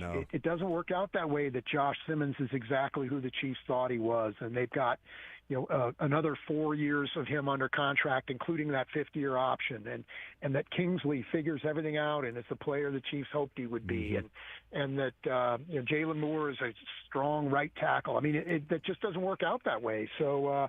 Yeah, I mean, that's certainly the hope, and it may work out that way. I don't know, but I certainly, the Chiefs can't afford to think that way. Adam Teicher from ESPN is our guest. Okay, we asked this question yesterday, Adam, because it was brought up to me over the weekend, and I wanted to get your thoughts. And we'll take a break, and we'll do a little nostalgia, and we got something to play for you, too, before we let you go here in our second segment. But in the next 10 years, so you can look at it a couple different ways. You can combine what we've already seen over these 7 years. You can look at it in a vacuum the next 10 years, whichever way you want to view it. But the question was asked, we were out and about, and it was like, hey, with Burrow and Lamar and Josh and these other, quarterbacks coming into the league, and who knows what Cam Ward's going to look like, et cetera, and what the AFC West is doing. In the next 10 years, if the Chiefs with Mahomes only, using air quotes there, only win one Super Bowl, is that disappointing, Adam? It shouldn't be, and I'm looking at that again. I am choosing to go the vacuum route and not ignoring history here, but I think you look at how long the Chiefs have been on top here, and how difficult it is to build a team that's built to last the way the Chiefs have lasted, even up to this point. And then say another 10 years, they're supposed to be a contenders every single year. I think that's being unrealistic. I can see why a lot of people would say that's disappointing. And if you're a gambling person, you'd go for it and say, well, let's shoot for two or more. But I think the way the AFC, a lot of these AFC teams, and particularly the other AFC West teams, are arming themselves here, I think to say, wow, if they don't win the Super Bowl at least 20% of the time over the next 10 years, it's disappointing. I can't subscribe to that. I think that's getting pretty greedy here. So if you're asking me and I was the Chiefs, I'd say, you know what, I'll take my one over the next 10 years. But it'll be fun to watch him try for more, but I don't know. I don't know how realistic that is. Well, and that's what my first reaction and what I've stayed with is, no, that's not disappointing. And in fact, that's what invoked the conversation of, man, these last 7 years are so incredibly rare, and 5 Super Bowls in 6 years that, I remember as a 13-year-old going to the wild card game when they beat the Steelers, and they went to the AFC Championship game 2 weeks later, and then they didn't go to another one until 2019, the January of 2019 that they didn't go to another AFC Championship game. So you've got that long between times. Like, this is so rare, and I think a lot of Chiefs fans realize that these are the golden years of Chiefs football, that 20, 30 years from now we'll be talking to our grandkids and kids or whatever about what it was like watching Mahomes through his prime and that 2019 to hopefully 2027, 2028 run, whatever it might be, that you get a Super Bowl every 10 years. I mean, I would not be disappointed with that. I think people could view it and say, well, where you started from and then you only got one over the next 10, that might be disappointing. But I don't know that I can look at what's happened the last 6 or 7 years and say, no, that's so much of the norm that winning a Super Bowl in a decade is disappointing, because remember, the Chiefs won one Super Bowl in their history before Patrick Mahomes got here. Yeah, and I think if you turn the clock back 5 years after the Chiefs, go back to immediately after the Chiefs' first recent Super Bowl championship, and then if you would have said to me then, okay, over the next 10 years, would you be happy with one, or would you consider that a good achievement? Then the answer would have been no. Patrick Mahomes was how old at that time? 25 years old. Chris Jones was still young. Travis Kelce was still young. Andy Reid was still young. I mean, Tyreek then was on I the think team. my answer would have been quite a bit different. Yeah. But now, the Chiefs' three best players, Mahomes turns 30 in September, and at that point, their three best players are going to be 30 years old or older, and and Andy Reid's not getting any younger. So no, I think. I wouldn't think that would be a disappointment, no. It was also asked me, well, this will be the last one for you, this segment. It was also then brought up yesterday by Sterling and said, okay, let's play, Howie Mandel, deal or no deal. You've got the case in front of you that says one Super Bowl over the next 10 years. Do you take the deal or say, you know what? If they don't get one, they don't get one, but I'm not going to take the deal, and I'll take my chances that they might get 2 Super Bowls over the next 10 years. Do you take the one Super Bowl in 10 years deal? Well, I wouldn't, just because they've already got 3 in the bank. And agreed. if they don't get any more, okay, as a Chiefs fan, I think you could live with that, right? But the chance for some unbelievable rare air here is unbelievable. So I don't know. I don't think you just take the one, but I also don't think from this vantage point that would be a disappointment. Yeah. That was my response too. I'm like, if I was the Bills, I would take the deal. Like, give me the suitcase, I'll take it. Give me a Super Bowl, finally get over the hump, whatever it is. For the Chiefs, they've got 3, and maybe they only get 1. Okay, well, they only get 1, and that was the deal anyway. Maybe they get 0. Well, I'm only losing a Lombardi trophy when the Chiefs have 4, and 3 of them with Mahomes. But like you said, the chance to win maybe 2, maybe 3, who knows, with how good Mahomes is, however many more years Andy Reid, if they continue to draft, and we'll see what other teams start to do when they're paying big money for their quarterbacks. So, yeah, I'll take my chances that they'll get minimum 1, because that's the deal, and maybe even 2 over the next 10 years. So, yeah, I'm with you. It wouldn't be a disappointment if they only got 1, but I would not settle with a guaranteed only 1. And even the 5 Super Bowls, I mean, look what happened. The Chiefs had to go to overtime to win one of them, and they had to kick a field goal with, 8 seconds left to win another one. And they had to come back from 10 points down midway through the fourth quarter to win the other one. And the other 2, they were blown out. They weren't even competitive. So, even getting there, it's such a dicey thing. And so these things are so delicate, and I don't think a lot of people understand how on the edge a lot of these things are. And the Chiefs have won 3 in the last 6 years, but boy, it didn't come easily. That's for sure. Yeah, well, my son doesn't understand that. He's 9, and he's like, there 3 years ago he actually asked me. Well, it was after they lost to the Bucks, so the next year they ended up losing to the Bengals in the AFC Championship game. And during the season, Adam, I may have talked about this with you, he asked me, who are they playing in the Super Bowl that year? Who are they going to play in the Super Bowl this year? You son of a gun. Come over here. Now you're grounded. All right? Now you're grounded, you little punk. But also there's a generation of kids.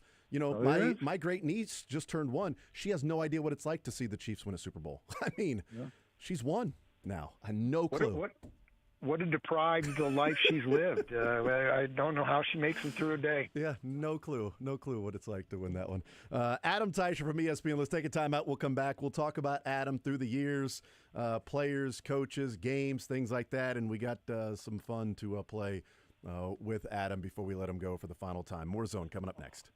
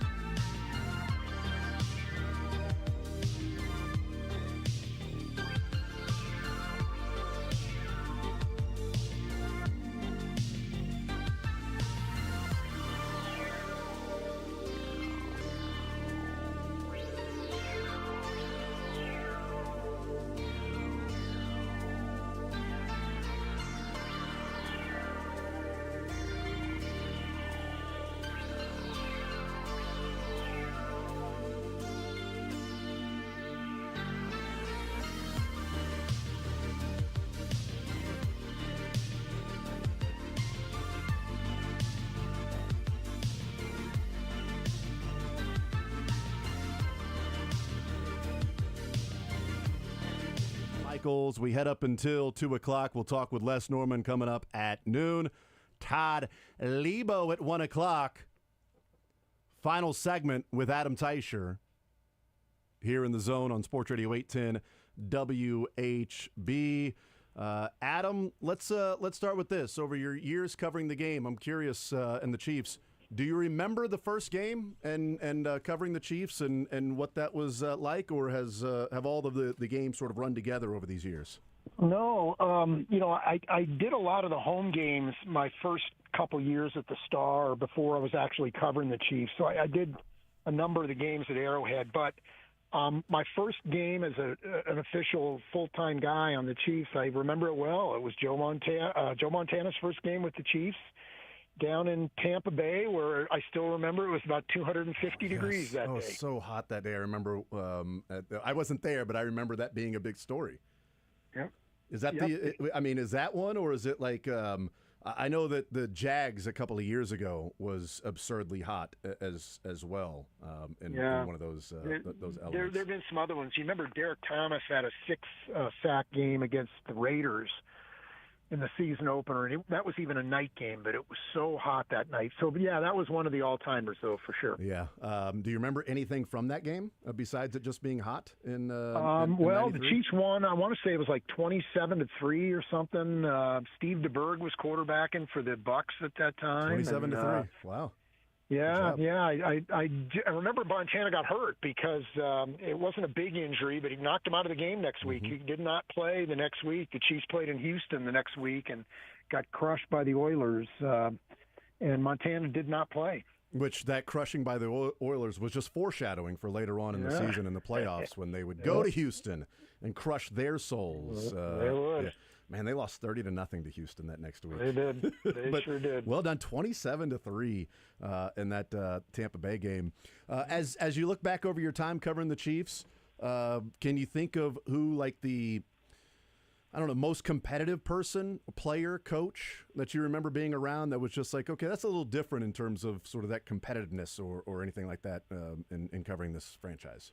No, I don't know. I think you sort of have to be that way to make it to the NFL. I don't think you can be an elite professional athlete and not have that kind of drive.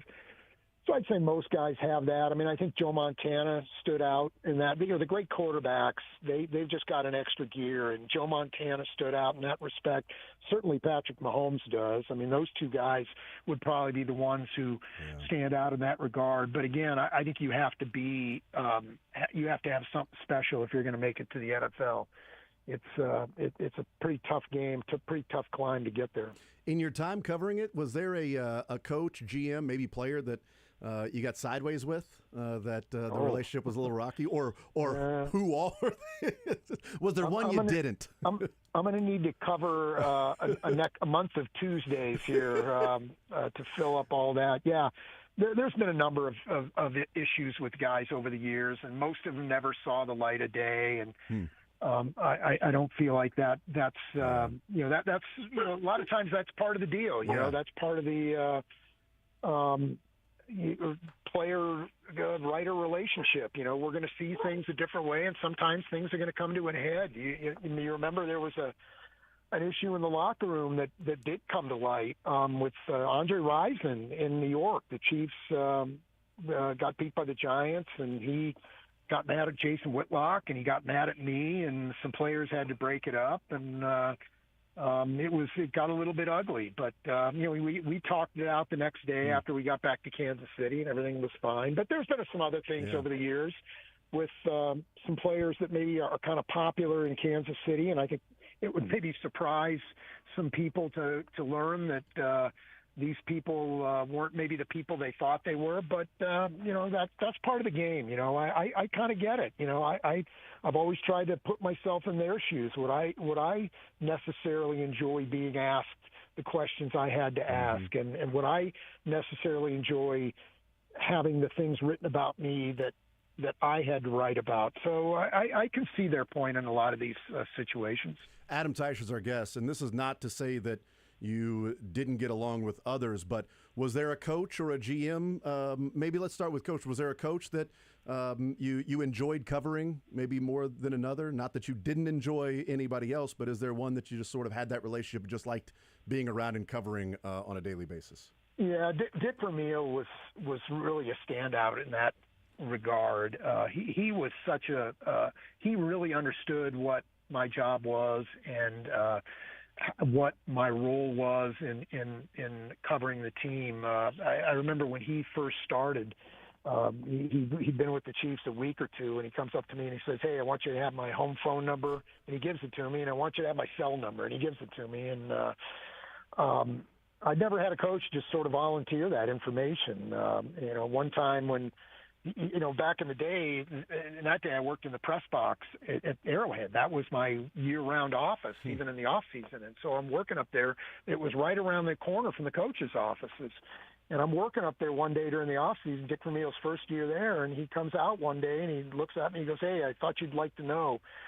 we just traded for Trent Green, our starting quarterback. And I'm like, yeah, that is kind of important that I know that. Thank you.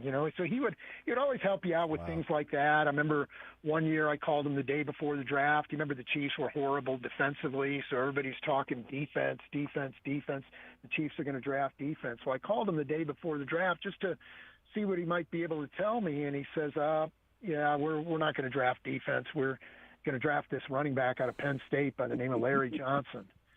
I mean, here he is, the coach of the team tells me that the day before the draft. Can you imagine Andy Reid telling anybody the day before the draft who the Chiefs are going to pick now? So it was just a different deal with him, and I still talk to him. I went out to see him a couple of years ago when he made the Hall of Fame to write about his winery and his life running this winery out in California, and how so many former Chiefs players, because of him, have gotten into the wine business, and it was a lot of fun to work on that story. Yeah, no, that's pretty cool. I wonder, do you think is it just maybe Dick Vermeil's personality and a trust that he had in you that he could tell you we're going to draft Larry Johnson and you wouldn't then go and report it in the Kansas City Star the next day before the draft? Sort of that trust there, or how much is it maybe in the climate we live in now, where it seems like it's so difficult to not keep things a secret, to something happens, you're like, wow, how did nobody, it's a surprise when nobody hears about something happening. Would Dick Vermeil maybe have the same way about himself as a coach in today's climate with the Twitter and everybody sort of being some sort of a media member, even if it's a fan site or social media member?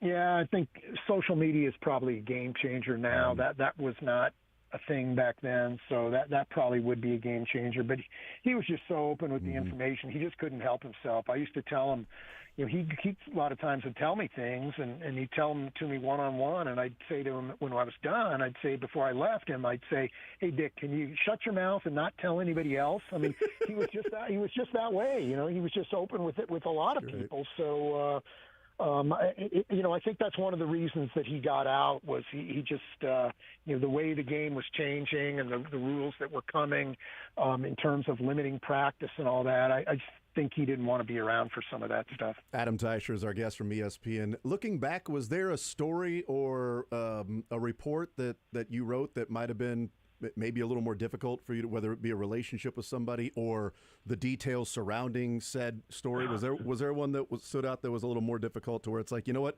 this is me having to do my job here to write this?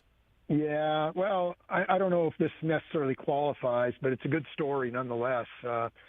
I remember that when Marty Schottenheimer, in one of my early years, was playing or coaching the Chiefs. They were strong defensively and struggled most of the time on offense to score points. Well, they lost a Monday night game to Pittsburgh. Pittsburgh was good at the time, and it was a low-scoring game. It was like 10-7 or something like that. And one of the players later on told me that in the locker room after the game, Derek Thomas went up in front of everybody in the locker room, went up to the offensive coordinator, Paul Hackett, and started screaming at him and just berating him in the locker room after the game. And so a day or two later, I wrote about this, and Marty Schottenheimer, after it comes out in the paper that day, he calls me into his office. Now, remember, Marty Schottenheimer's an intimidating guy. He's a former NFL linebacker, 6'4", big guy. And he says, Adam, sit down. So I sat and grabbed a chair in his office. And he stands over me, his arms folded, and goes, I need you to tell me who told you that about Derek Thomas and Paul Hackett. And I said, Marty, I can't do that. And he got he got very intimidating and vaguely threatening, but I made it out of there alive. I'm not sure how to this day, but that was a story that at the time I think, okay, is it worth me getting a face full of broken teeth that I went and did that story? So he didn't deny the truth of the story. He just wanted to know where it would come from, but I never did tell him, so somehow I got out of there alive.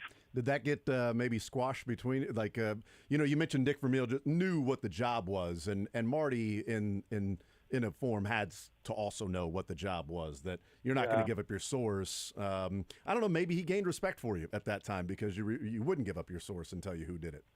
Yeah, it's possible. He knew how the game was played, so I don't know that he really expected I was going to tell him, but He knew how the game was played, sure. Would people be surprised at how protective some coaches or GMs are over their organization in conversations they may have with reporters and writers over the years of stories that are written?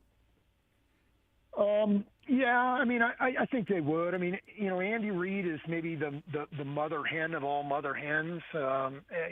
He is really concerned about what is said and written about his players. He really is protective of those guys, and that's, I think, one of the reasons players like playing for Andy Reid is that he's never going to, or very rarely, throw him a player under the bus. I think he's always quick to say when they play poorly, I got to put him in a better position. He never blames the players, and I just remember one time I heard him criticize one of the Chiefs players one time, and it was a mild criticism, but even at that, it got my attention. And sure enough, the guy was traded the next day. It was John Baldwin. You remember John Baldwin was with the Chiefs, Andy Reid's first training camp. And either me or somebody asked him about John Baldwin, and he said, well, you know what, he needs to start catching the ball or he's going to have some trouble sticking around here. And the next day they traded him to the 49ers. Remember, they flipped him to the 49ers for A.J. Jenkins. So that was the one time with Andy Reid. So other than that, he is very protective of his players, and if he's going to criticize you, you might as well pack your bags, because I think it means you're going to be either traded or cut the next day. Yeah, August 19th, A.J. Jenkins, Jonathan Baldwin trade went down in 2013. This is a difficult one, and maybe it just to spring it on you or whatever, but maybe there is an obvious answer or whatever. But I was thinking last night, you're around these professional athletes in the locker room after games, off-season, things like that. Do you find there's a certain sort of characteristic or makeup, what is maybe more in common personality trait that stands out of how these guys end up being professional athletes at the top of their game, the top of their sport, the top of their profession, there in the locker room and playing in the NFL? Yeah, it's just your ability to concentrate on the job at hand and not worry about anything else. And when you walk through the doors of the building, it's a job, and you got to concentrate on that. And that's how I think the pro athletes get to become pro athletes. Is they're able to do that. They can just focus on the job at hand. I think if you can't do that, you're going to fail on your way to the NFL. You won't even get there. I mean, certainly some guys have made it just on their ability and their potential, but I don't think you can last that way. You've got to have something, that drive in you to be the best, and I think a lot of guys have that for sure. Visiting with Adam Teicher from ESPN. As you look back over your time, is there one that sticks out of a what could have been moment, or a if this were different, if that were different, maybe a change in course in history of the organization? Yeah, there was one play that maybe that stands out to me in that regard. You remember the 97 AFC divisional round game against Denver, Broncos, which was, I think, the de facto Super Bowl that year. I mean, the Broncos won. They went on to win the Super Bowl. I think if the Chiefs win that game, they probably go on to win the Super Bowl, right? And I mean, that was such a close game. What if Tony Gonzalez, you remember that was the days before instant replay. He caught that touchdown pass and it was ruled out of bounds, and there was no way for the Chiefs to appeal that. What if Tony Gonzalez was given that touchdown? Did the Chiefs go on and win a Super Bowl then and finally break through? And if that's the case, does Marty Schottenheimer stay with the Chiefs, and do the Chiefs go on a little bit of a run there? So I wonder about that a little bit. What if Lynn Elliott had a better day against the Colts that day? What if it wasn't 8 degrees or whatever it was at kickoff? What if it was a 45-degree day and he makes some field goals? Did the Chiefs win that game and go on to win that Super Bowl? So, I think from my early years, there's a lot of those what-if things that if a little thing had gone the Chiefs' way, maybe that part of their history is a lot different. Yeah, maybe somehow that Lake Dawson somehow comes up with that catch on 4th and 2. Yeah. Not that it was that he dropped it or anything, but just in that game, right, in '97 on that 4th down and 2, that somehow that he catches that. Who knows? Or if maybe they were just better in the hurry-up offense, to where they didn't spend the last 4 minutes of the game to get from the 20 to the 20. With a timeout as well. I mean, that 4th and 2 had to be rushed because they had no timeouts left, and somehow they started that drive with 4 minutes, and then they had to rush on 4th and 2 from the 20-yard line. It's like, you're down by 4, right? I mean, you're trailing in this game, but one of those things. So, all right, Adam, before we let you go, we put this thing together for you just in time on the show, and so it's about 2.5 minutes or so. But let's take a listen in what has taken place with Adam, and our favorite moment, certainly, with Adam Teicher here on the show.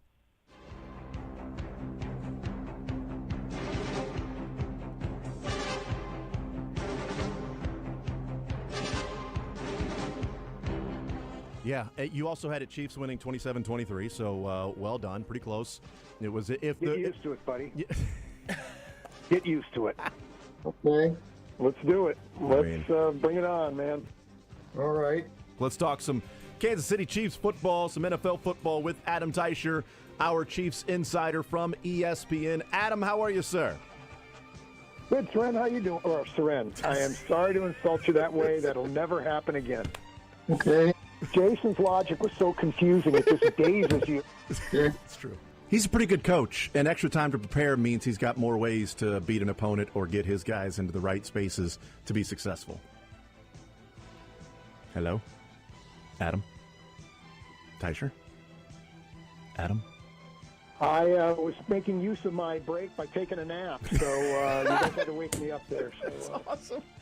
Okay. No. Okay. So that's the first game that I got to cover. And if you remember, Adam, in the locker room, I can't remember who we were interviewing, but you gave me a shoulder and a nudge and an elbow, and you said, "Get out of the way, punk. Get out of my interview." And that was a cool welcome to the NFL moment for me, Adam. That was you? Now you're telling me something I didn't know. I remember that well, and but I didn't know it was you. Okay. How dumb is Adam? He's not going to play a close game. What an idiot. I accept your apology, Jason. I accept this apology. Okay. Dylan and his team banned the forward pass. That's what he wants. Okay. I think you can expect something close to a full load. Whoa. Okay. But they liked those guys. I've always felt like Deion Yelder was a guy in. So Adam Teicher does not want to talk about tight ends at all. I mean, he is just so done with this conversation. All right. What has Mahomes done for Andy Reid? Absolutely nothing. Okay. Andy, sorry in advance. That's all right. Taylor Swift.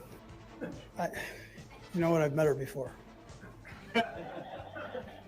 Adam, I set him up. I just leave you with it. Okay. Yeah, I didn't know what to make of all that. Absolutely. It was one of my proud moments in sports journalism, no doubt. Okay. You're not paid on what you're worth to society. That's not how this works. You're paid on how rich you make your boss. Okay. So they had some things going their way. Just say I'm dumb, Adam. Just it's okay. Just say you're stupid, Well, Jason. in so many words, I just said that, right? Well, okay. Adam, it's been a blast, man, having you on weekly here, even in the off season and everything. Those are just a few snippets of the time we spent together. I have loved every minute of it, man, and I'll certainly miss our Tuesday conversations. I got to tell you, my favorite clip there was the time I called you Seren, and Yes. that was, I think, my favorite moment. So That was pretty good. I'll always go down remembering that one. But no, Yes. all seriousness, yeah, it has been a lot of fun, and it was great to see you come back to Kansas City from Thank you. Kentucky, and it's been a blast these last few years, no doubt. Yeah, who knew that at T-Mobile that we'd be sitting there in the 2019 NCAA tournament watching, was it Kentucky-Auburn in the Elite Eight Yeah. game, sitting next to each other?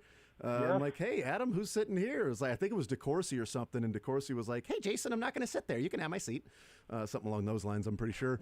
And so I'm like, oh, wait, right next to you is Adam Teicher. So I think we sat that whole game and talked. And then who knew? 4 months later, we'd be having you on weekly. So it's been a lot There of you fun. go. I think the best would have been you give this nice montage to Yeah. Adam. You say these lovely words, and he ends up by just going, okay. Okay, well, that's fine. Whatever. You know, we do love your when you have a follow-up, and I'll have a follow-up, and then after the first answer, you go, okay, and then ask the second question. It is great. It's my favorite thing, Teicher. Yes. somebody did tweet me yesterday after I tweeted about my retirement, and he said, "I'm going to miss your BS detector when you ask your second question. The way you say I'm okay, that's your BS detector. We can tell you don't believe a word you just heard." Dylan, can you play just the last one there in that montage at the way end, the last clip there? Because I found that one, because I went through a lot of the it was the Zooms, because that's when you would have a follow-up, so it had to be all the Zooms. So I went through and found as many as I could, and this one was my favorite. Right. Okay. Okay. Huh, okay. Really didn't believe him. Yeah, right. Huh, okay. And I wish I knew what that was about, but I don't remember. There were so many of them that I found that one really stood out to me. Your okays are like Andy Reid when he just gives his everything before we're looking forward to the challenge. Looking forward to the challenge, yeah. A little bit there. So, yeah, Adam, it has been awesome, man. I really appreciate it throughout the years. Enjoy retirement, well earned, man. And hopefully, we'll catch up down the road and see what you're up to and everything. But definitely enjoy retirement, and had a blast these last 5-6 years having you on. Yeah, well, great stuff, guys. Always been a pleasure, and thanks to you guys for everything, and the listeners as well. Yep. Adam, thank you, sir. Appreciate it, buddy. Okay, take care, Jason. Yep. Take care, Adam. Adam Teicher from ESPN. Our final conversation with Adam on the air as you said final conversation. It's like he's going to a farm. On the air with Adam as the beat writer for the Chiefs. He's going out back west to to a farm. 1993, his first year as the beat writer for the Kansas City Chiefs. You went to say talk to you next week, and it hurt my heart. Close. Hurt my heart a little bit. I know. I wanted to talk to him next week too. It's like, hey Dylan, we got to set up and schedule what we figure out with Adam, because we're going to be in Lake Tahoe next week. So we got these interviews and stuff, and we got Adam that'll be live at 11 o'clock, but that'll be 9 o'clock in Tahoe time, and we'll see if we are going to have different guests and everything. Should we tape Adam next week so that we can move that around if need be? If somebody comes. We don't have to do that, Dylan. Only taping of Adam you're going to have is if you kidnap him. There's a litany of A-list stars out there, and none of them are going to come close to the 11 o'clock on Tuesday that we used to have. So I know. I wonder who we're going to talk to 11. What if Teicher's out there covering the American Century Championship or something? What if he's just out there? What if he's as a fan? He's like, I'm retired. I'm now going to come out and walk and follow football players playing golf. I followed them on the football field. Now I'm going to follow them on the golf course.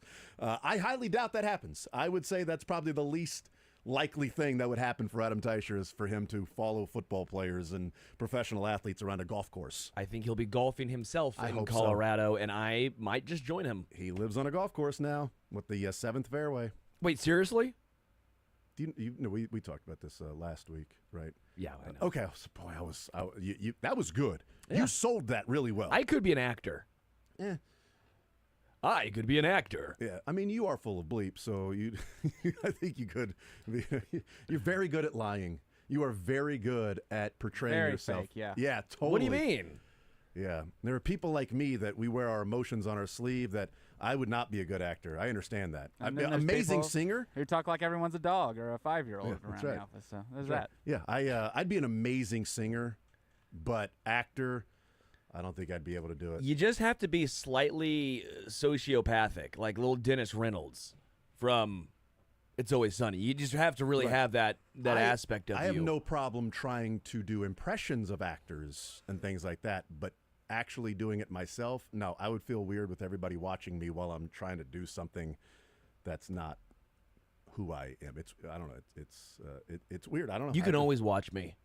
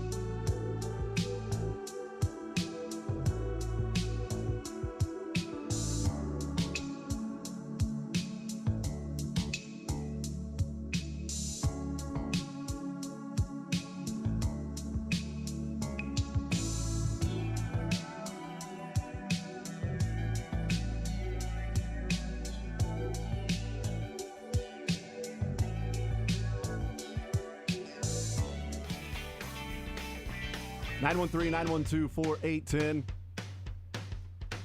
Text coming in says, man, it's not going to be the same not hearing Adam every week. Loved his segments and all the shows he did. Agreed. Text says, Jason, thanks for the great memories and interviews with Adam. A bummer he's retiring.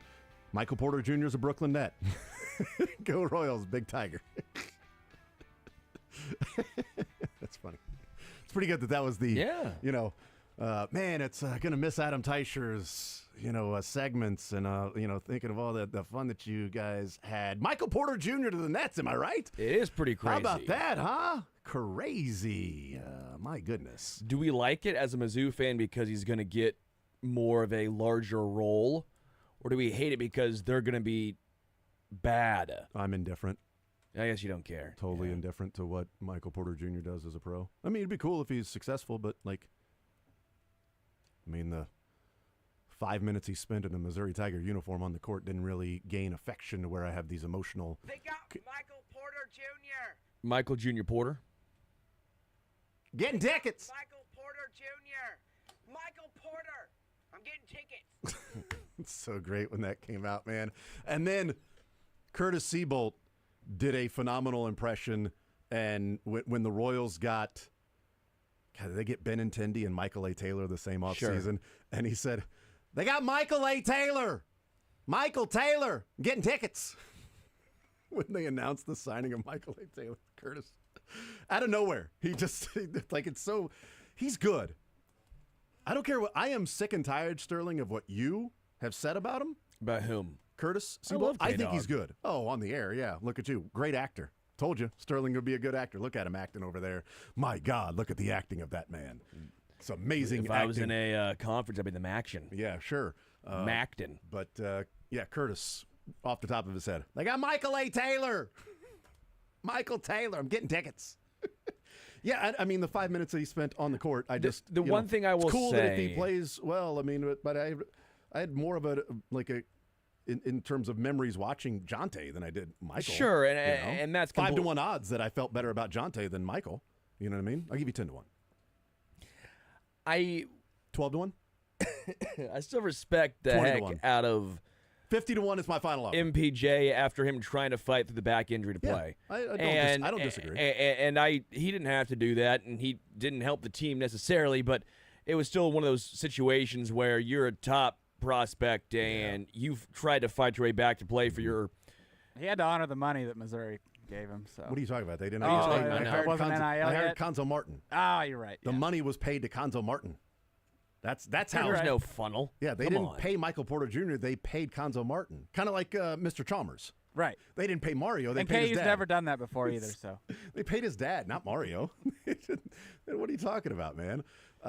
It is funny. The best I Missouri... hope they paid him. Now we because, just do it in the wide open. yeah. It doesn't matter. I mean, I hope they paid him because And Mark pay him wants to- whatever he's whatever he was worth. I mean, I was never even at the time. I'm like, everybody's so like clutching their pearls. Oh my God, I can't believe this guy got money. I hope so. How it's not very American to be like, hey, I want to pay this guy money for his services. No, you're not allowed to do that. Why? Why? Because NCAA. Amateurism. 'Cause this amateur? Word we made up. Like what? It's like the new NIL stuff. Like I would love for, they got the clearinghouse going on to where NIL has to be proven that is specifically NIL, right? It has to be specifically NIL, and if it's not, quote, fair market value, then you're not allowed to sign that NIL deal. And by the way, good luck turning that down and enjoying all the lawsuits that come your way. That's sort of my point. Like if I pay, let's say Avery Johnson, if I'm a car dealership and I give Avery Johnson NIL $100,000 to spend 2 hours and sign autographs at my car dealership, is the NIL going to go, well, that's not fair market value? To who? It is to me, because I feel like I'm getting my return. If it's not fair market value, I'm giving it to Avery. I'm not giving it to just anybody else. So it's fair market value to Avery, but it's not fair market value to a random player there. So who's to decide, what fair market value is? You're worth what somebody's willing to pay.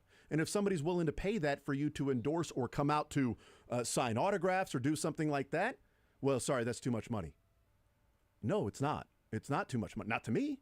I believe this is the money that I want to pay him. Christian Kirk.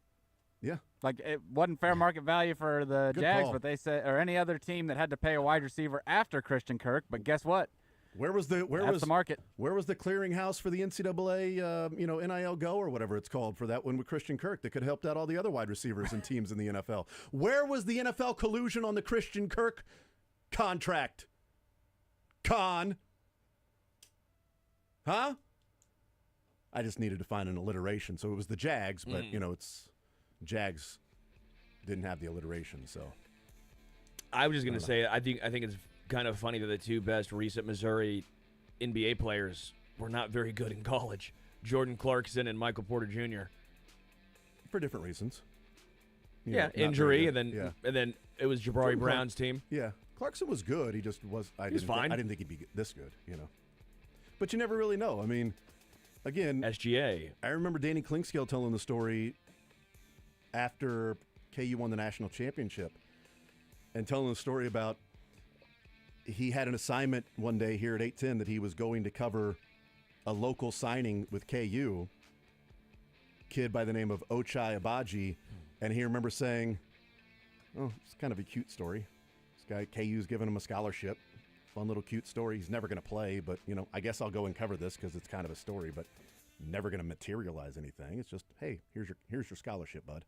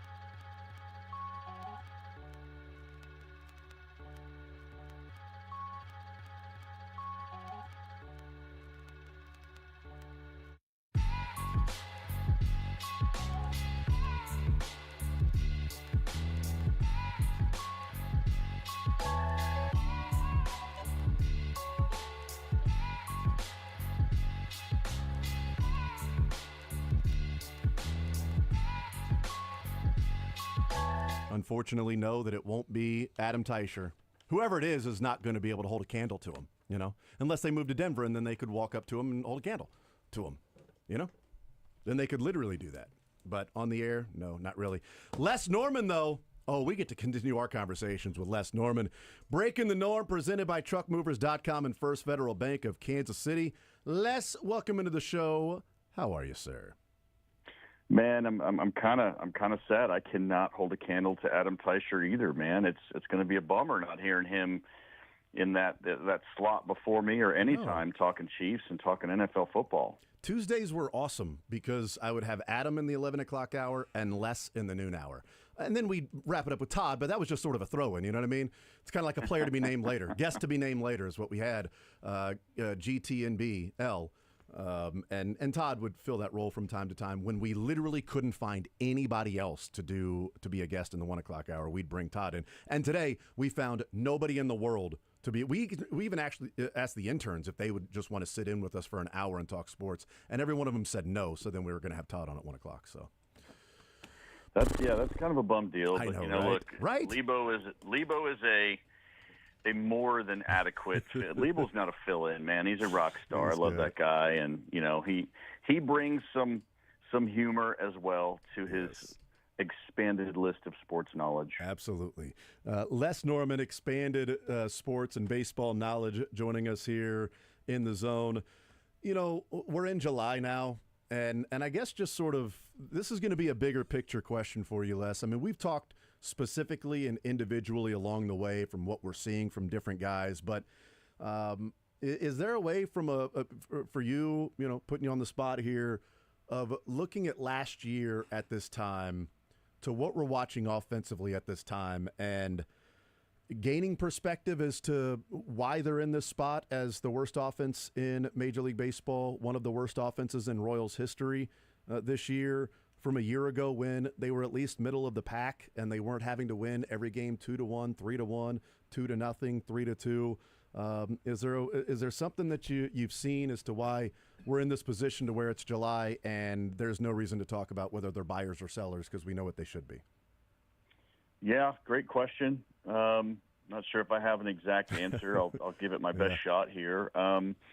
We've had the conversations about first pitch, swinging at good pitches, the down start to a lot of the guys, how the pitching was going to have to carry the weight. I mean, there's so many different things that could go into it, but this might be a safe answer, but I think it's a real answer in that sometimes you have some of your better players not have great starts. Sometimes you don't hit with runners in scoring position. You search for answers based on the expectations, based on past history, based on the talent level that you have. And we formulated that opinion based on all three of those things being pretty good. Mm-hmm. And yet, most of the same players, seems like we got rid of some of the players that might have been dragging them down a little bit, but there hasn't been much of a change. I mean, we hammered on Hunter Renfroe for a while. We hammered on MJ Melendez for a while, and now those guys are gone. And how much of an uptick has the corner outfield been since those guys have gone? I mean, I still love Jack. I think he's going to be a great player, but he's hitting in the 160s. And Lofton and Rave and Drew Waters are not your long-term answers to pick that pace up. And so you basically traded, not like in the sense of an MLB trade, but you traded guys that were not doing well for guys that aren't doing well. And then you've got your starters that aren't doing well. And so as my assessment, so I don't drive myself crazy, is sometimes you just have down years. It's just glaring because in a down year, you didn't expect it to be the worst in baseball or one of the worst in baseball. And so it's tough to stomach, but if you're still a fan and you don't want to drive yourself crazy, you're going to have to continue to see some of the bright spots in it. These situations are what athletes are made of and how you weather storms. Not just everybody can handle things great when you're winning, when you're hitting home runs and hitting 280 or above. Pitchers are dealing every day. I mean, yeah, those are great. Those are easy to celebrate and easy to, yeah, that's my team. But what about now? So we have what we have, and we just got to continue to focus on those little things that are going to help them try to finish strong. They're not out of it officially, but they're probably out of it. Yeah. So you just got to go from here, man, day by day. When you're in the clubhouse and, you're a part of a team that a year ago bought at the deadline, and we knew that they were going to try to add on. We didn't know who they were going to go get and how big of a splash they would make. And they got Hunter Harvey, they got Lucas Urseg, they got Paul DeYoung, eventually Tommy Pham. Like, they added to, and Gurriel once Vinny went down. They added to this, and Lorenzen, shouldn't forget him. They added to the team at the trade deadline and even a little bit after it. And that's sort of proof in what the front office was saying and their belief in that group of players. The flip side of that, they're in this position now to where essentially this team is going to be selling. And I know that there have been, some talk about, the clubhouse and what happens there in the clubhouse if you're going to be selling, and do you believe in that team? And my point, Les, and you played the game, so you can tell me if I'm off base here. My point was, the clubhouse had an opportunity to tell the front office whether or not they should be buyers or sellers, and they told the front office that they should be selling and looking to next year. Yeah, absolutely. Jason, that is a fantastic point. People are thinking, wait a minute, they actually said that? No, I think what you mean is that how they're playing the game is is telling the front office. And so we've also talked about culture, how the clubhouse is. What message does this send? What message does that send when, from the front office to the players, what message are they sending? Well, what message are the players sending to the front office when their hands getting forced? I mean, this is still a business. And regardless, J.J. Picollo and John Sherman cannot play the game. They cannot swing the bat. They cannot be the ones to lay off the sliders and stop letting first pitch fastballs down the middle go and then swinging at balls in the dirt and over their head. And, those do send a message. You're forcing their hand because, again, it is a business and they are trying to win. Mm-hmm. There is loyalty. That's important. There is clubhouse culture. There is team leaders. All those things are important, but the bottom line is when you're not getting the job done and you're making millions of dollars, then look, when I played, if I would have been one of those guys and I wasn't doing the job, I'm accountable for that. It's not the front office's fault that if I'm swinging at bad pitches, if I don't have an extra base hit, all the lineup that doesn't have an extra base hit with the bases loaded.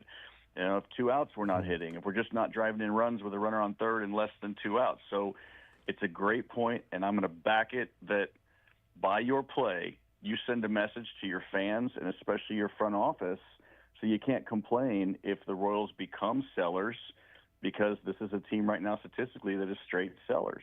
Yeah, it's they made the run. I'm glad they were buyers last year because we probably talked about this last time. Like, you don't know what the next year is going to bring. Like, you don't know. Right. At the time last year, hey, Salvi's having this great year. Is he going to have a great year next year? Don't know. Lugo's pitching awesome. Is he going to pitch awesome like this next year? Don't know. Michael Wacha, Cole Reagans, they made 95 starts last year combined between the three of them, and they're not going to approach that number, obviously, this year with Lugo's IL stint and, of course, Reagans being out for an extended period of time, and we'll see if he returns this year. So I do think, you take advantage of those things, but if that's true, a year ago that you got to take advantage of those things, then I think the flip side is true too, because the responsibility for JJ in the front office and John Sherman is ultimately to the organization and certainly to the fans, and not necessarily one player individually and that specific clubhouse that year. Because if you're short-sighted and worried about what's going on in the clubhouse in 2025, then do you miss an opportunity to where this time next year you're buying because you did make the right decision the year before? Yeah, you can become a buyer and a seller so fast in this game, especially with a team like the Royals have. I mean, it's not the Yankees or the Padres or the Dodgers or these big, the Mets, these big market teams that every year they're buyers and buyers and buyers, because that's where everybody wants to play. And because the pockets are so deep, you could reach all the way down past your shoulder and there's still millions and millions of dollars to be found down there. So it's just that situation again where, like you said, the success of last year does not necessarily dictate, especially with a mid-market team, does not dictate what it's going to be like. And do the Royals owe Bobby Witt Jr., some loyalty. Well, yeah, you pick a guy, you pay him 7, 8 figures and 9 figures in the course of the long-term course of a contract. Yeah, there's some loyalty there, but the front office can't guarantee that the people around you are going to be playing well. And that's where someone like Bobby Wood Jr.'s got to step up. It's someone like, Vinny and Salvia, they have to continue to step up. And I'm not talking about just players-only meetings. I mean, it has to be done on the field. And so, forget the player-only meeting. What about the player-only get to the field 4 hours in advance and let's all as a team work on this and work on this and work on this, where a coach doesn't have to be there for that. Just tell the guys that throw BP to get out there and have an organized practice that way. So, yeah, the loyalty for me there is, I don't know if I'm answering your question, but the loyalty is one thing. But again, we keep coming back to the same circle. If you don't produce on the field, there are consequences from front office, from fans, and from what your lineup and your team is going to look like the following year. Visiting with Les Norman, Breaking the Norm, presented by TruckMovers.com and First Federal Bank of Kansas City. What are you seeing from Jack Caglione, his first few weeks in the big leagues, and the numbers, the slash line, and the counting stats aren't great. Ratio, all those stats aren't great for Jack Caglione.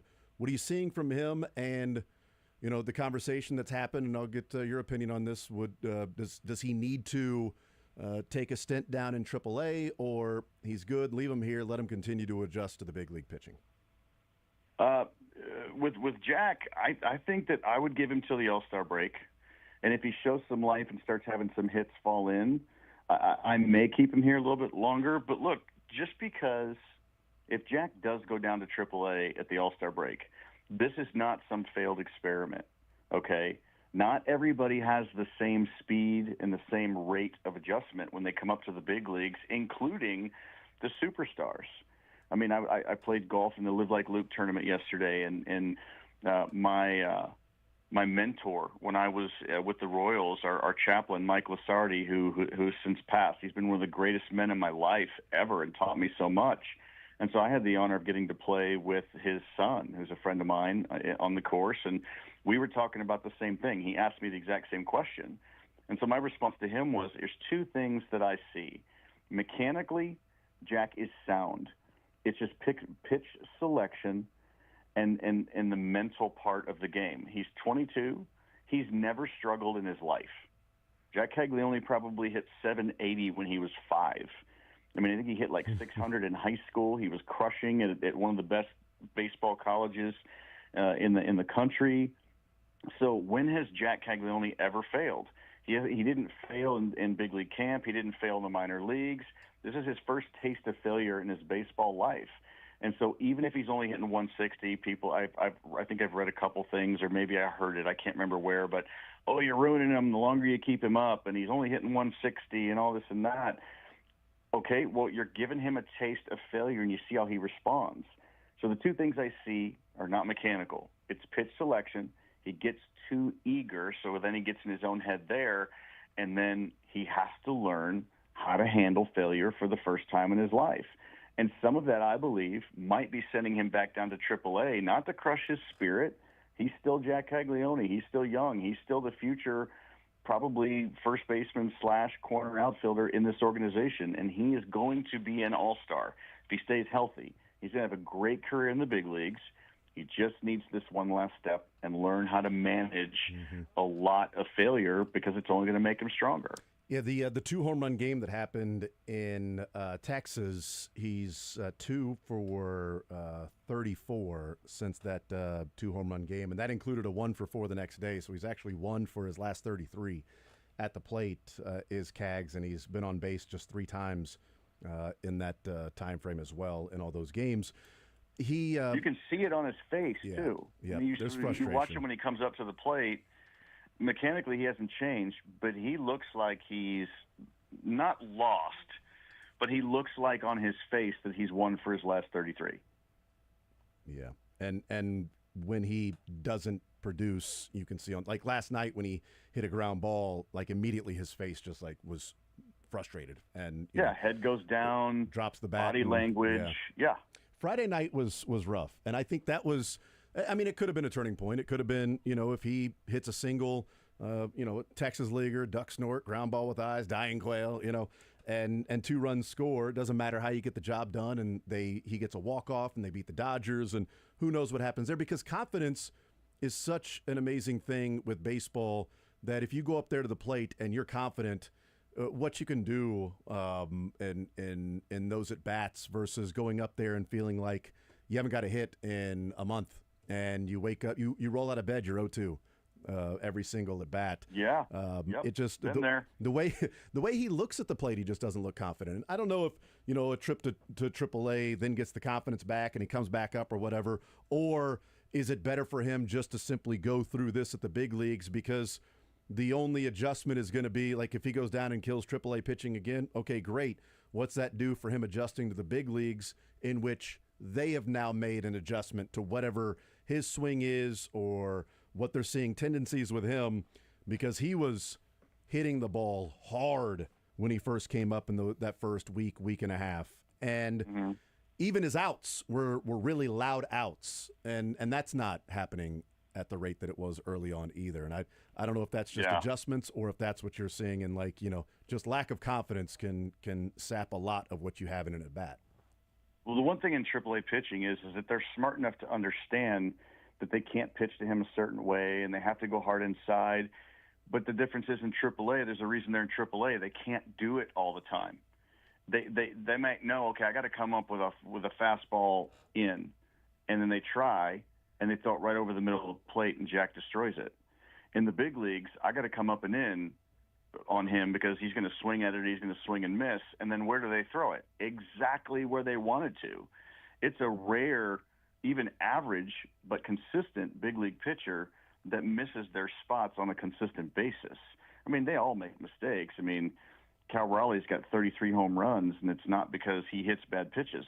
He hits mistakes, and he's having a great year among other players that are having a great year. So, it's just, I think eventually, if he gets hot all of a sudden and goes like 10 for his next 15, all right, maybe he could stay. But Jack just has to make that mental adjustment that, okay, now I know now I'm in a place where I might be able to get a good pitch to hit once every 4 or 5 at-bats or something to drive. If it's 2 strikes, it's the outside corner. I need to shorten up a little bit and just try to, serve that single the other way because these guys are just that good, but still be ready to hit that mistake. So right now, Jack Caglione is on the downside of a chess match. He's losing the chess match right now. It will swing back in his favor. It might not be till after the trip to AAA, and then he comes back up and he grows up a little bit. But if there's anything that you can't teach Jack right now, is that it is experience and maturity. Now, he's mature for his age, but a lack of experience does not allow you to have consistent maturity as a big leaguer. And so those are 2 things that he's needed to learn. Right now, he is smack in the middle of education in those 2 departments. It is 101, education 101. But in time, he'll make the adjustment. It's just tough to watch for him because you're a Royals fan and you're pulling for a kid who's just a wonderful human being. Yeah, I looked up these numbers yesterday for the show, and now I've updated it for last night as well. Jack Caglione's first 8 games in the big leagues, 33 at bats. He had 8 hits, off the bat, whether they were outs or not. 8 balls put in play at 110 miles an hour or faster, off the bat exit velocity. 8 of them were 110 or more.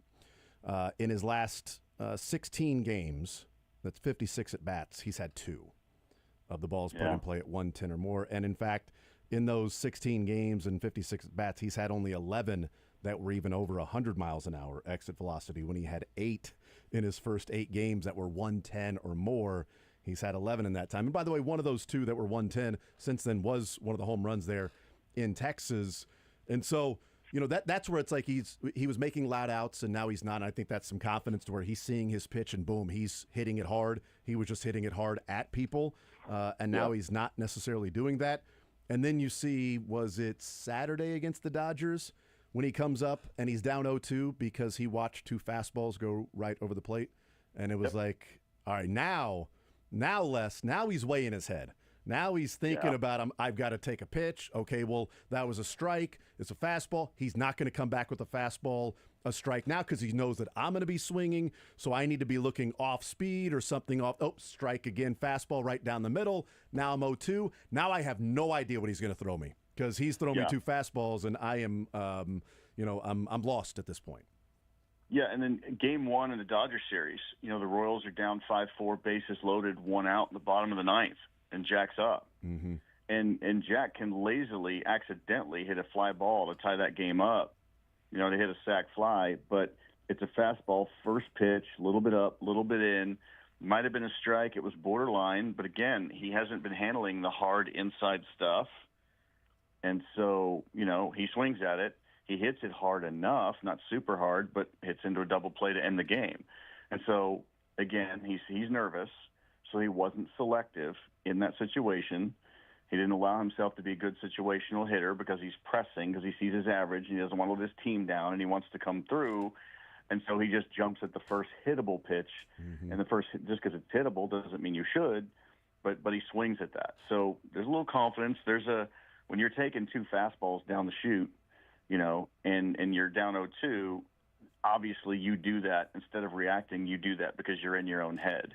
And he's got to get to a point where he understands, and again, 22 might take a while. He's not expected to know this yet, but he's got to get to a point where he's able to shut his brain off and just use his talent, reflexes, reaction time, and he's definitely not there right now. Yeah, when he stops caring, he'll get better. Yeah, and I will say as well, so we talk about that one. Last night, 2 outs, nobody on. Royals were up 1-0 in the top of the 4th. And he goes to the plate, and he works a 3-0 count. And the next pitch was a fastball. It was a strike, but it was right on the hands, and he took it. And the next pitch was a sinker that was a strike right on the hands, and he took it. And then there was a curve, and he fouled it off. And then there was a slider that was hung that he ripped to, the second baseman, lining out to the second baseman. And I thought that, to me, was a really good at-bat. He didn't swing at the pitches that were off the plate. And there were 2 strikes, but they were pitcher's pitches, and he laid off of them knowing, well, I got 3 of these. All right, they give me 3 strikes for a reason. Ooh, another one on my hands. Good pitch. Curveball. I'm staying alive. Oh, here's one over the plate, and now let me barrel it. And he did, and he just hit it to where they've got a guy, standing, which is unfortunate. As much as that at bat when he watches 2 strikes go by his fastball, last night I'm like, okay, if those are the at-bats for Jack Caglione, he's going to be, that's a 35 home run hitter if he's going to do that more often than not. And he's going to be batting, he's going to be hitting those balls 110 miles an hour again if he's doing that. Yes, absolutely. And again, what he takes from that at bat is what stage of maturity he's at right now. Because even if they say, hey, keep going, way hit it hard, man. What horrible luck. Well, yeah, he's had some horrible luck. He's also had his share of bad at-bats, too, and bad choices. And so if emotionally and mentally he can take an at-bat like that and say, okay, my high average right now is just hitting the ball hard with good contact and swinging at the right pitches. That's where he's got to forget about what the batting average is, because he's had enough at-bats now. It's going to be hard. He's not going to hit 300 this year, most likely. And so he has to refocus on what success is for him, and it's not in the numbers. Yep. If he keeps holding on to those numbers, then he's only going to continue to go deeper and deeper into this funk of, I need to come through, the expectations, excuse me, the expectations of it all. So, again, short memory. Mm-hmm. Memory of a goldfish. Les Norman is our guest, breaking the norm. We'll take a timeout. It's presented by truckmovers.com and First Federal Bank of Kansas City. Les, on the other side of the break, I want to talk about stars, if they get star treatment, should they get star treatment. The ABS system isn't here, so there's still that opportunity for, close pitches or not, and some at-bats as well, not named Jack Caglione. We'll do that coming up on the other side of the break. One more segment with Les Norman right here on Sports Radio 810 WHB.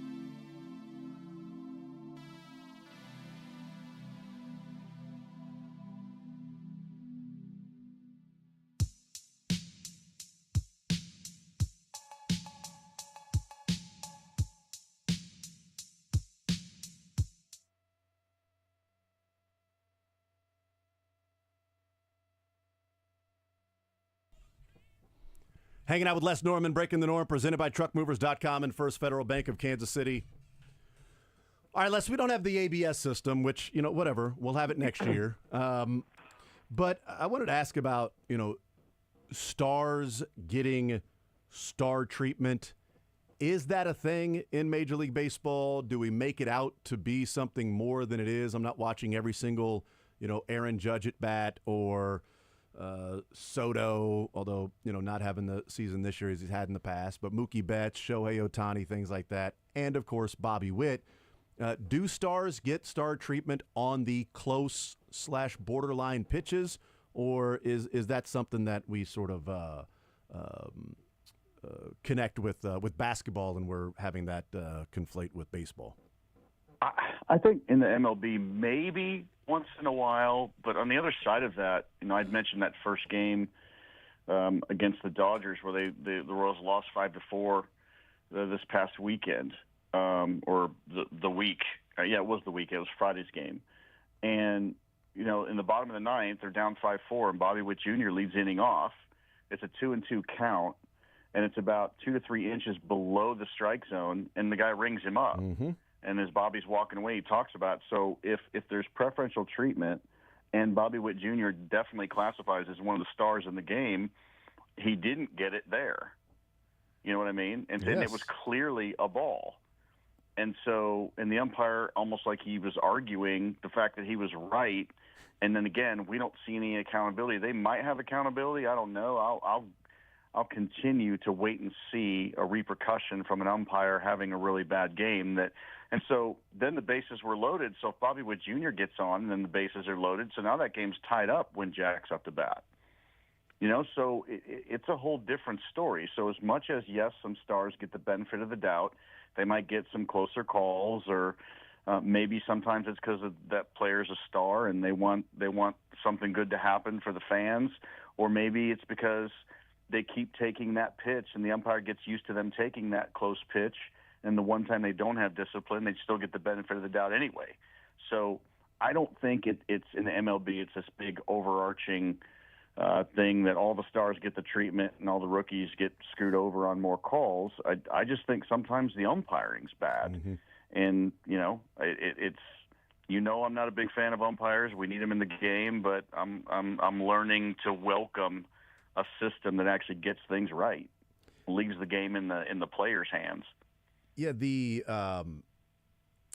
reason I asked that is because of Bobby Witt Jr., and I'm glad you brought up that at-bat on Friday, because that was an incredibly annoying at-bat to watch when he did what he needed to do, and especially less when we've been talking about, hey, we watch the Yankees and these borderline pitches that are balls and they don't swing at them. It'd be nice if the Royals would do that from time to time, right? And you don't always have to swing at a strike or something that's close to a strike if it's not straight. And Bobby worked his way to that 3-2 count and then took what was ball 4.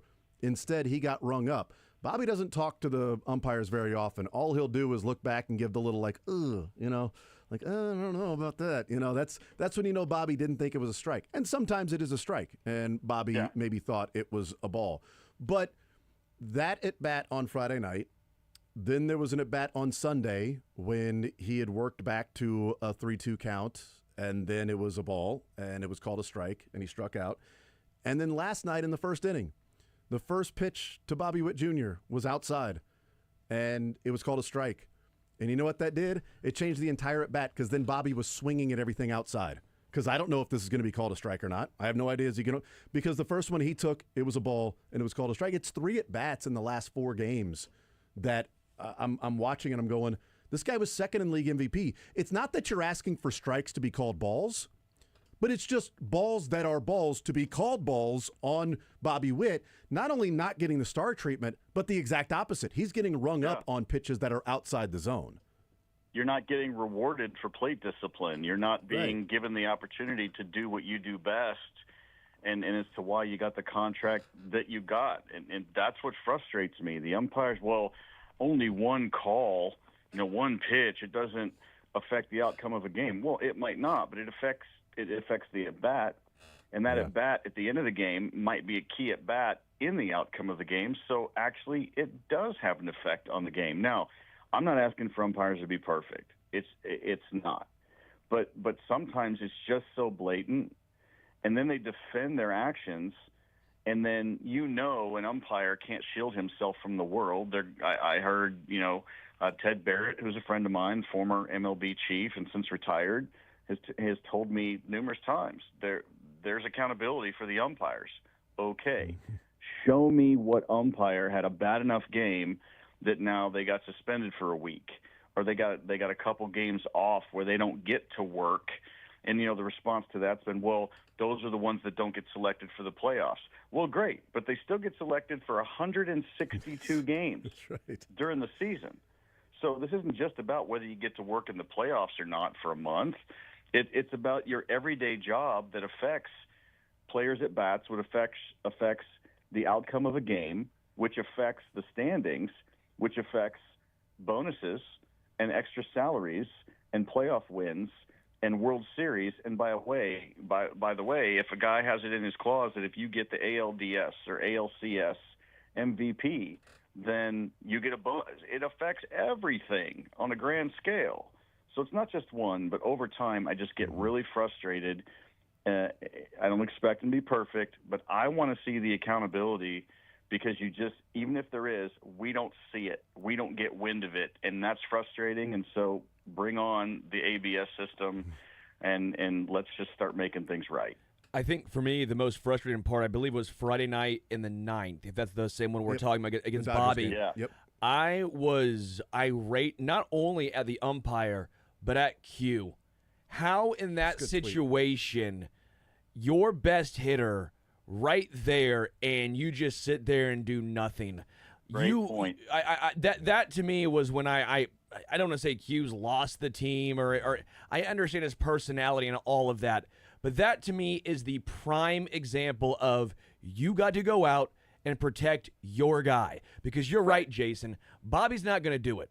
He also knows what his value is to this team. He's not getting tossed for a game where he's not going to do that. That's not Bobby.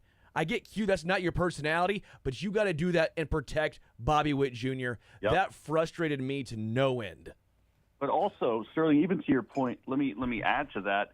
What message does it also send to your team if you go out there and get kicked out knowing that you have their back? Yes. Right. And it's not just, it's just another mundane thing that's going to happen to us. We're going to be the victim of something, and we're going to sit back and take it. I mean, as a player, when I saw a manager do something like that, if we were losing a lot, it fired me up. It took the perspective of, okay, this is a brotherhood. Let's get after it. Let's stop wallowing in the mire here. Let's stop playing the victim, and let's get after it. And it changes things. It can change things. And so I'm with you.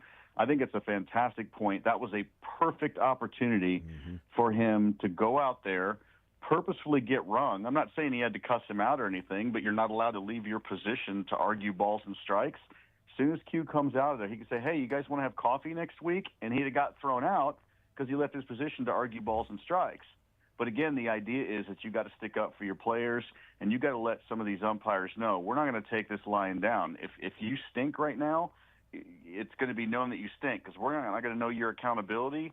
So let me go ahead and inject some accountability right now. That was horrible. So I agree.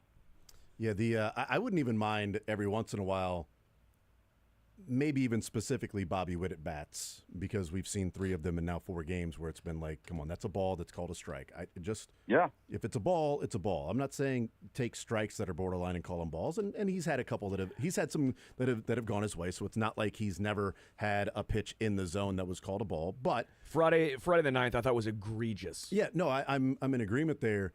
I don't even think, Les, have we even seen that happen to where, not where Q comes out of the dugout, to where the umpire even looks over to the dugout because he's hearing somebody chirping, because they don't immediately throw him out typically. You'll see an umpire look over and is like, all right, that's enough, and then if it continues, they'll take their mask off and toss somebody. Even in that situation, I would have loved to see the umpire have to look over and tell the dugout, that's enough. Even some barking, maybe not even go out there and get tossed. But I saw that tweet, Sterling, and I'm like, that is exactly right.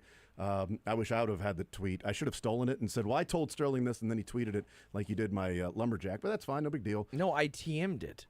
Oh, sorry. You forgot about that part. Totally maneuvered to steal it is what you So, did. guys, there was a time when, after I'd retired, I spent 1 year coaching in independent ball in Joliet, Illinois, where I'm from.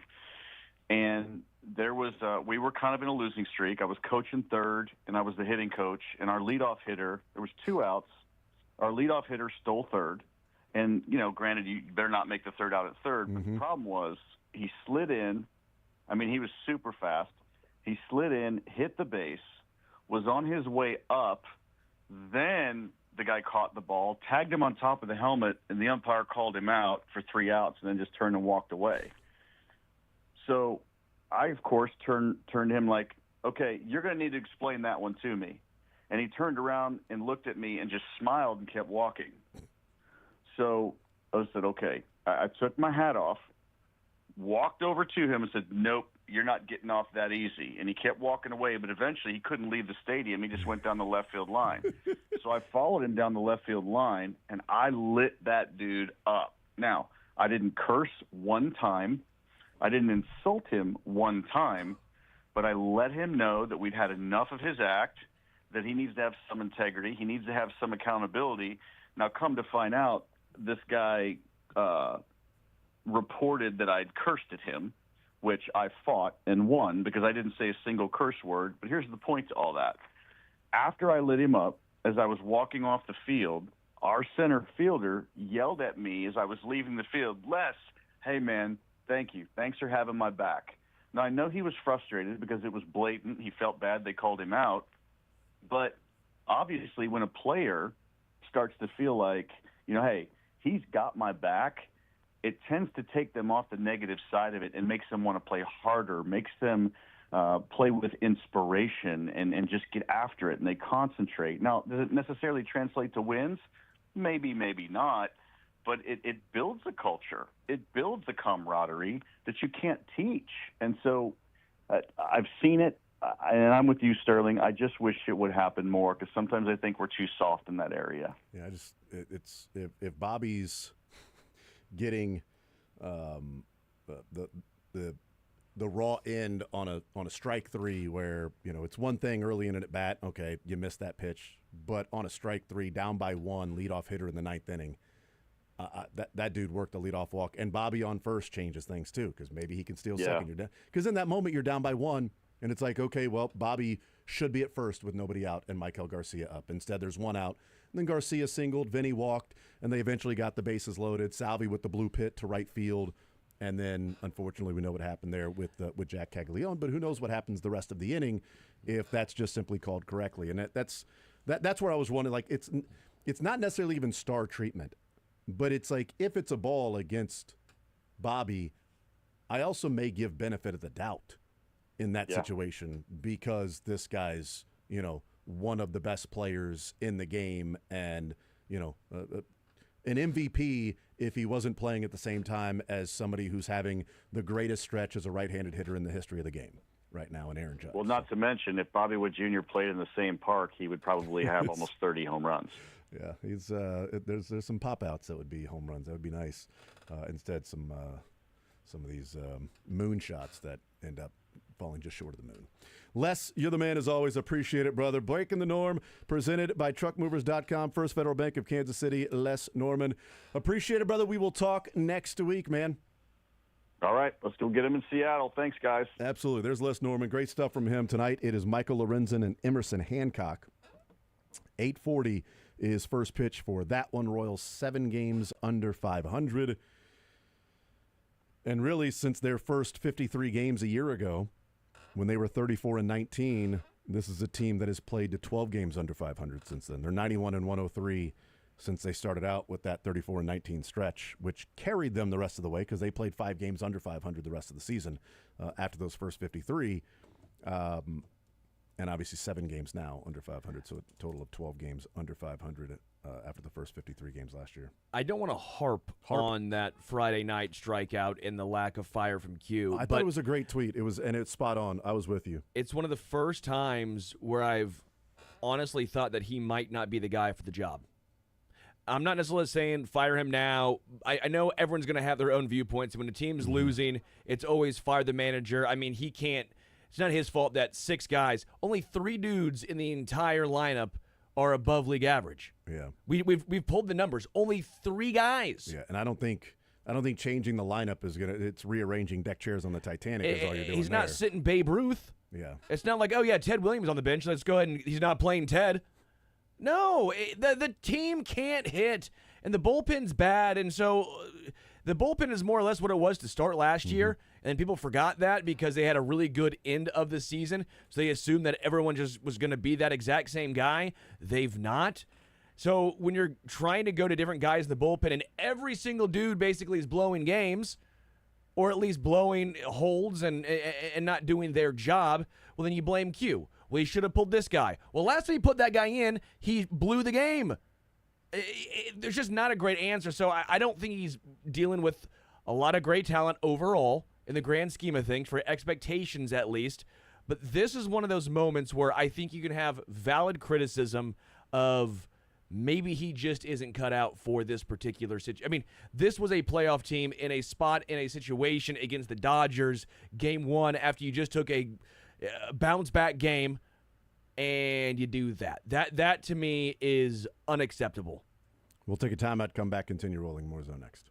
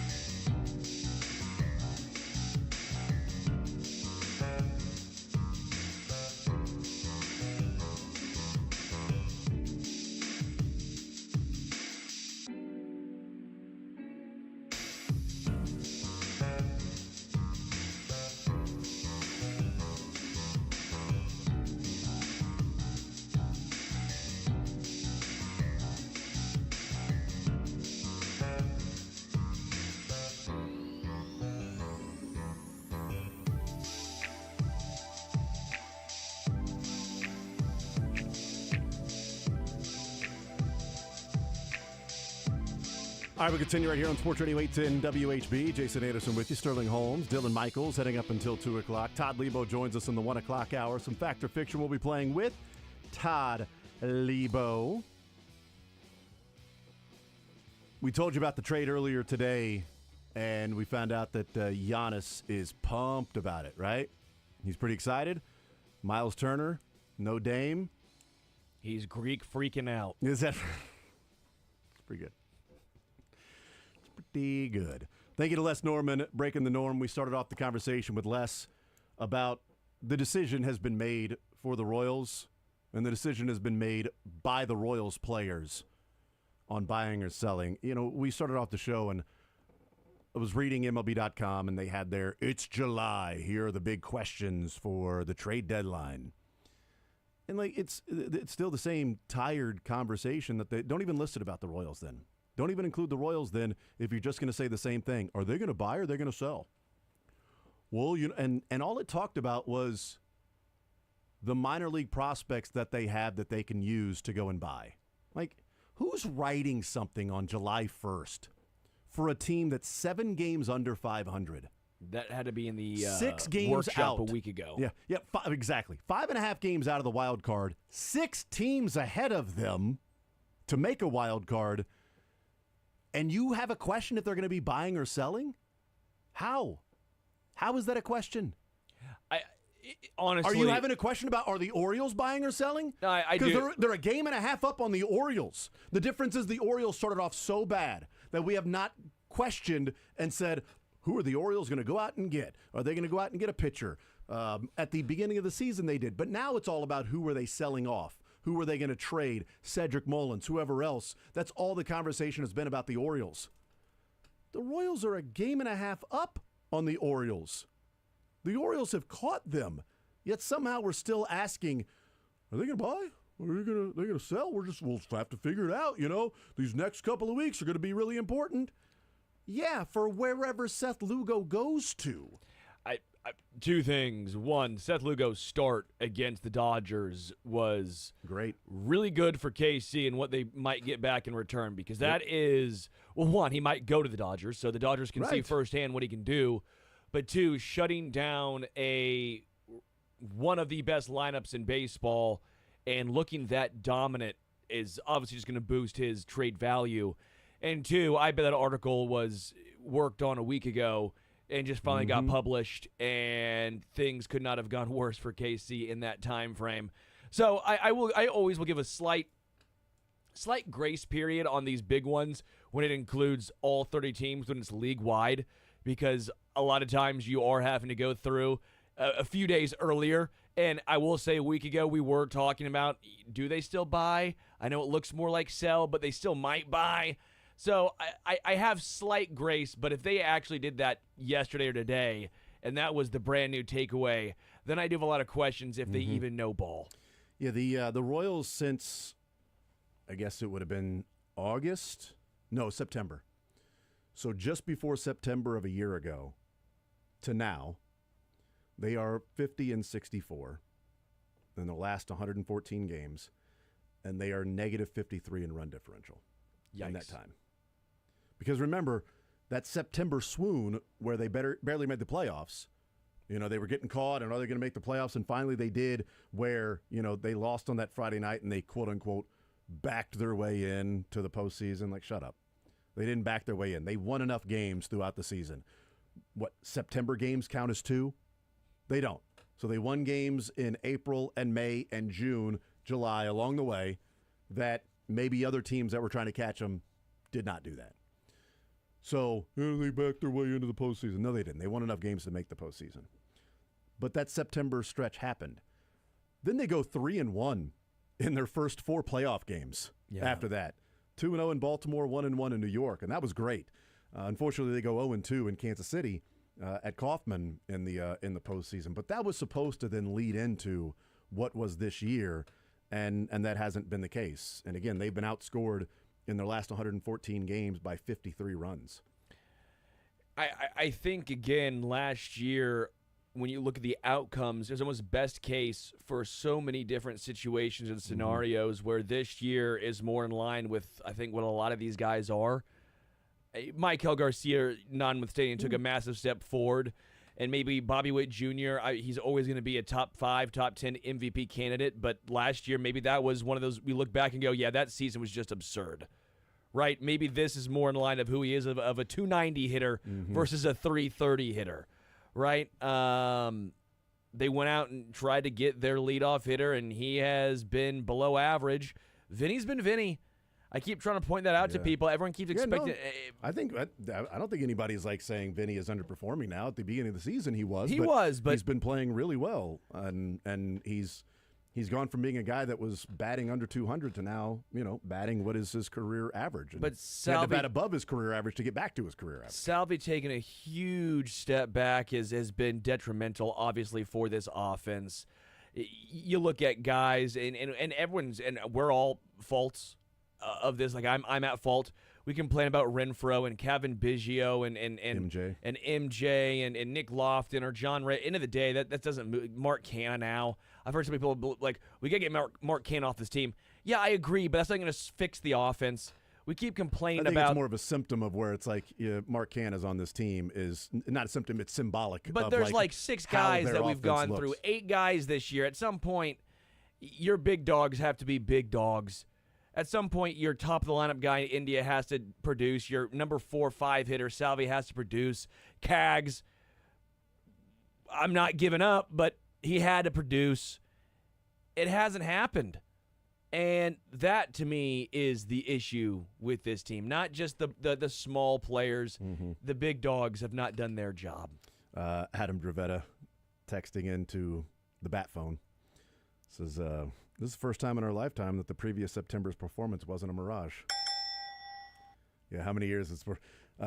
You know what? Here's the thing. Good call.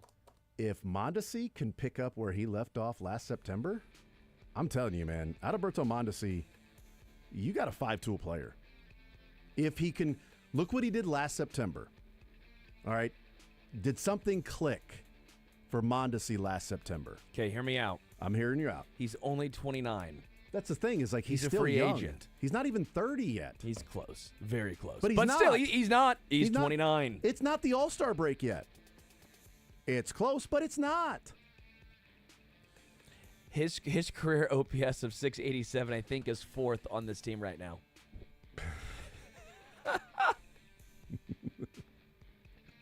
That's so sad. That is boy, that A dude with a career 280 on base percentage, I think, has the 4th best OPS on this team. I didn't see that one coming. That caught me with a left hook. I was waiting for the right hook, the jab, working the body, and that was a heck of a combo.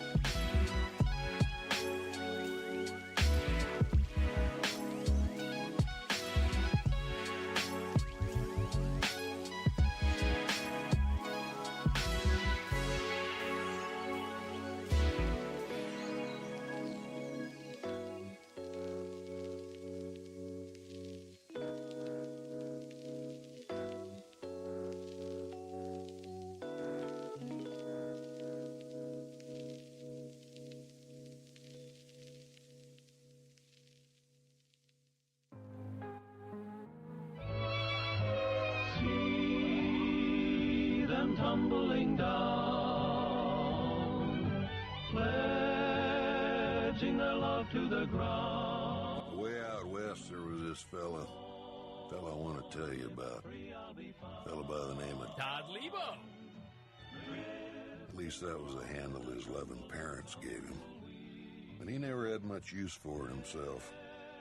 This Lebo. he called himself. Lebo. Sometimes there's a man. He's the man for his time and place. He fits right in there. And that's Todd Liabo. Kansas City. I hate Lebo. Todd Lebo will get to the bottom of it. La la la la la la la la. La la la la la la la la la la la la la la. La la la la. La la la. All right, we continue right here on Sports Radio 810 WHB. Jason Anderson with you, Sterling Holmes, Dylan Michaels. We head up until 2 o'clock. Todd Lebo hanging out with us. We got some Fact or Fiction coming up in the next hour. That is Sure. right. Next hour? How long I got In to the next stay segment, here? in this hour. Sorry, Seren, you're coming on at 3 o'clock. I'm not staying here past 2. Yeah. 2:15, 2:20 is going to be Fact or Fiction. We're doing that thing at 2:20. Fiction. Oh, that's right. Sterling, is that fiction? Yes. Probably not. When do you head down to Big 12 Media Day? We leave next Monday night, so Next we'll Monday be night? there Tuesday, Wednesday. Okay, fantastic. Are you and Petra going together? Yeah. Nothing really to Same talk about room this year. or No. Oh, there's nothing going on. Nothing going on. Nothing No. to talk about at all about any of No. this stuff that's taking place No with NIL house and things, settlements. Big 12. Are you NIL. guys going to give up 4 automatic bids to the Big 10 and the SEC? You going to fight for multiple automatic bids Did you for more see- than 2 for you? I saw a clip of George Kittle on some podcast yesterday, and you know how, and I've asked some of these Chiefs players some things, but I haven't gotten real personal on the dollars and cents of it. But you know, when these players do this, he said, you know, generally when you have your little rookie initiation, you stand up. You've seen this on Hard Knocks. Yeah. My name is so and so. I went to so and so. My signing bonus was so and so, and he said, Kittle said this year they've added NIL. Oh wow! So he didn't say the person's name. We could probably figure this out though. He was an undrafted free agent for the Niners, and he gets up and he goes, my signing bonus was $30,000, and I'll go, my NIL $700,000, and they all went, what? Now I got to look up the UDFA's for San Francisco. Look them up and see if you got an idea. I think it was an offensive player because he was talking about offensive meetings and how they really liked all their offensive players or something. But I'm just like, and they were all just like, I can't believe all this stuff because now these poor old football players who didn't get that stuff when they were in college. Yeah, no kidding. All right, so Must have been a big school guy too. I don't I just know. want the list, man. I don't want a breakdown of each individual person. Like But just- and that that stuff. Corey may Kiner, stop. Isaiah Nayer. Probably not. Hey, one of these two. It has to be one of these two because they had a running back, a wide receiver, an offensive lineman, a defensive lineman, a linebacker, and 2 corners. So it's either probably Corey Kiner or Isaiah Nayer. Where'd they go to school? I mean, it can't be. You're not getting $700,000 Yeah. at Northern Iowa or something. Right. You know. Let me check. Go to a Maction school. It's a little slow. Is it? Nebraska, Isaiah Nayer, wide receiver. Chance. Could have been that, yeah. Chance. Corey Kiner, running back, went to Cincinnati. So unless Probably Nebraska. Unless all they signed, Kelsey. you named like 6 of them, so all they signed was 6 guys to a UDFA. They were offensive guys. This is what I have. 20 of them. I have. Well, they look at actually the got list. signed. Oh, you know, yeah, they true. brought a bunch of them That's a good point. to the Gong Show, but they didn't all get to hang around. Yeah, to the They only had rookie minicamp. Yeah. 3 offensive linemen, according to this NFL.com, or 3 offensive players, and 1 was an offensive lineman. So, But we'll just have to see how this goes because I think there's a lot of different interpretations on what the House settlement means and what's going to happen right now. here we go. Got it. You got it? I assume it could also be Isaiah Nayer from Nebraska because he played at Texas for a couple of years after playing at Wyoming. So he probably got a lot of money to go from Wyoming to Texas, and then he had a I didn't get money to go from Wyoming to and then here. he got a non-contact money in Wyoming. ACL. His one game, he played 1 game in Texas in 2 years and had 1 catch for 14 yards. It's just wild. So those are things. Last year when I went down there, Isaiah, some things by the were- way, Isaiah Nayer's signing bonus with the 49ers was $25,000. Well, Kittle's numbers may not be exactly right, but it all fit. 25. Corey Kiner's 25,000, and so I'm looking through. Kittle said this guy said 30, but but those are the highest signing bonuses for the UDFA's was 25,000 for Kiner and 25,000 for Nair. So I think we're going to go with Nair. But there's definitely players who made more money in college than they're making in the National Football League, certainly at the beginning of their careers, especially if you're not going to maybe make the team. If you're a UDFA or you're a 7th-round draft pick or something. I think we talked about this. Who was the Chiefs had a 6th or 7th-round pick from a bigger school, right? They probably made more money, signing bonus-wise, at their school. The kid from Tennessee, I don't know. What Omar Norman Lott. They got take him. He was a second round. Kid from Oregon, maybe? Oregon. Bassa. Oh, yeah, Bassa. Probably. It's just, and that's Uncle what Phil check. we played that soundbite from Dave Merritt when we talked to him in the rookie after one of the OTAs, and I asked him about NIL, and he was talking about there's some entitlement running around the rooms in the National Football League. So that is a thing that programs are going to have to deal with. Yeah. The colleges have been dealing with it because they've been dealing with it because there's no guardrails. There haven't been guardrails to say a guy can't just leave. In the NFL, you want to leave and you've signed a 4-year contract, you can't just leave. Right? You can say, I'm not going to play here, but that means you don't play anywhere. In college, they've been dealing with this. If the dude is at Wyoming and he wants to go to Texas, he can go to Texas. If he's at Texas and he wants to go to Nebraska, he can go to Nebraska. So it's wild. So I remember being down there last year, and I had a chance to interview both Avery Johnson and Jalen Daniels about I NIL. remember the Avery Johnson conversation and just you had. That was talking to him fascinating. about paying taxes and all these kind of things and how it's important to kind of have that infrastructure around you for that. But it's just gotten crazier. I thought that did you read the article that Shehan Jayaraja did about the dude at Tech, No. the $4 billion guy? It's very well written. It's an amazing story. Check it out at CBS Sports. He's been a good guest on the program over the years, but it's very in-depth about the dude. You mentioned Uncle Phil, right? Uncle Phil's got a lot of money.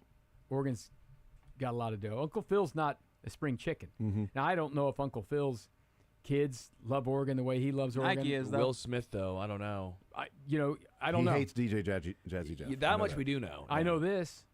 Like Boone Pickens had all the money, but Boone Pickens is dead now. Texas Tech's got a guy with $4 billion, and all he loves is Texas Tech, and he's 40-something. That's where you want to be. Now, maybe this House settlement will kind of put a little guardrails on some things, because the amount of money that Tech spent this year out there getting offensive linemen and, obviously a $1 million softball pitcher and paying for basketball and all this stuff is changing what Texas Tech is, So and then percentage that you're going to spend, like Kirby Hocutt's already come out and said that, I think 75% 75% is going to go to football, maybe a little bit more, sort of depending. And then, I'm fascinated by seeing some of these NIL deals, and if the clearinghouse is going to say, no, that's not fair market value, to then take it to court and say, how can you can't tell me what fair market value yeah. is? This is what I'm willing to pay this person, which is fair market value. If I want to pay, somebody, I made the example earlier in the show, Avery Johnson. If I want to say, I'm paying Avery Johnson $200,000 or $100,000 to come and spend 2 hours to sign autographs at my car lot, that's what I believe fair market value is for Avery Johnson. And the clearinghouse can't then go, no, it's actually only $75,000 for him to be there, or $25,000. No, you're worth what somebody's willing to pay. Yeah, says what? Because I'm saying it's worth this. So how about this? Take your $100,000, Avery. Our lawyers will fight it in court. You're gonna now. Does then the clearinghouse come back and say, well, Avery, there'll be no teeth. You'll be suspended for a game. No chance. Teeth. Here's no the chance. deal. So I'm against some of these things getting out of hand, just because I think it's silly. But I get it. But if I were arguing for the player or whatever fair market value is, I would just say, look at the LIV golf tournaments. Just look at that. Patrick Reed just got $4 million to win in Dallas. Nobody knows it happened. They're not paying. They're not getting paid. I mean, it's just a loser. Yeah. For the return on investment. So I would say, well, is that fair market value for a golf tournament to happen that's on the UPN or whatever network it's even on that people don't look at, and he got $4 million to win? No, it's not fair market value, but it is what it is. Remember, guests draw more eyes than the LIV. I mean, seriously. Yeah. It's like crazy. in the horse race, So you would way just be more like, eyes. you're like, here's the deal. There is no more fair market value. They're paying for play, and whatever entity they're trying to make that's going to change this is not going to change it. It won't happen soon enough. Right now, it's the golden age of NIL for these guys to go get paid. To be 18 years old a couple years ago and be able to jump school to school and do all that, I think what this is more to do, though, if you've seen how this is set up and how they have to enter in each deal, it may not be as much as they're turning down or approving them, as more as here it's in writing and everyone can see it. You have to honor these deals, and you also, as the player, have to honor this deal as well. And then everyone can also see, like, have you seen Ross Dellinger's posts about, like, what it looks like to submit a deal throughout the entire process? I saw that. That's what it kind of is. It's like a nice, easy way to digest an entire NIL contract instead of the he said, she said thing that happens after. Well, and there's going to be so many of them, so I'm guessing that it's just going to be put into some sort of an algorithm, and then it's going to spit out what fair market value is, and then it's like, well, sorry, this is too much over here, and you need to come back and lessen this dollar figure over there, like, individual case-by-case basis, I don't know, like, but for players to, like you mentioned, $30,000 signing bonus or $700,000 NIL, Shadur Sanders signs a 4-year, $4.6 million contract for, his contract with the Browns. Carson Beck is making $4 million for the Miami Hurricanes this year. Like, that's the decision. It's like, why would Carson Beck go and be a mid-round draft pick and make $4 or $5 million over 4 years? Now, Carson Beck's going to make more this year than Brock Purdy made for his entire NFL career so far. Until this contract. And he's going to make more, and he's going to be down in Miami. Oh, and next year he can go into the draft. It ain't the NBA where you go, oh, well, this quarterback's 24 now. He can go too bad. He can go to the draft, and he can be a fourth-round draft pick. Be a fourth-round draft pick. Just and like then make Dylan Gabriel and Shadur Sanders and were, make who were $5 million 23 years old. over 4 years, and now he would make $10 million over the course of 5 years. It's actually Quinn Ewers' example. Like, he had the opportunity to go to Miami in Carson Beck's spot, ended up going super late, way later than anyone thought, right? 6th round, and he's only making. That's when I thought he was going to get picked. He didn't ask me, but I was like, this dude ain't getting picked. He should have stayed in school somewhere and made some money, but he wants to go into the league, and he's already made a lot of money, right? He made money at Ohio State. Don't forget, he went to school there first. $4.3 million for Quinn Ewers, $130,000 signing bonus. That was the money they gave Carson Beck just to come on campus. Just to show. I believe. Carson, can you come visit? We'll give you $100,000 just to come visit Miami. So, but $4.3 million for 4 years for Quinn Ewers, $4 million this year for Carson Beck. 13 quarterbacks got drafted this year, and 2 of them played at one school. That was Jalen Milroe and the kid from North Dakota State. Wow. Everyone else played at least one school, and that's the way it's going to be at that position. They'll have a couple that'll stay. Like Arch Manning's probably not going somewhere else. He's going to get picked. And they both probably got offered. I know Jalen Milroe got offered a lot when Saban left, but I'm sure that North Dakota State kid got offered a ton because that tackle that went late first maybe or early second round. Gable or Zabel or Gray Zabel. They said Gray that he Zabel. was just getting offer and offer all offseason. One of the things that people liked about him from the scouting side was that he said, "No, I'm going to stay." They gave me the initial one. They trusted me and believed in me. So sounds like terrible decision making. I don't want him on my team. It's sad that it almost you could fight that as It's well. like the Chris Connolly. It's like, hold on, this guy's got a whole life outside of football. That sounds like a detriment. Right. Like, no, thank you. This guy does not love ball. Yeah. Hold on, this guy is going to make a decision to turn down money to stay at North Dakota. That's not smart. But No. there's a lot to talk to about these with these coaches for sure, and they don't understand all the rules yet. I mean, they just don't. But also, They like, don't- how and the much athletic departments don't understand all the rules. how much They don't percentage know. are you getting? Yeah. Like, are you going to have and to what fight? effect will that have on Right. the NIL part of it? Yeah. Is it really going to make NIL be fair market value and be reasonable? We don't think so. And the coaches, I know Chris Kleiman's attitude last year was, I don't want to know about NIL deals. Leave that to someone else. Yeah, He Our- doesn't our want to. GM or but whoever we're has going to that put in charge. changed a little bit? Yeah. Do you need to know? Well, he's going to need to know about the salary cap now, right? I mean, he's going to need to know at least how much. He may not want to, though. He may not. Well, yeah, he may not want And to. I don't but- know if schools, like if they say, all right, 75% of our $20.5 million is going to go to football, and we're going to chop it up 85 ways and make it all equal. I don't know.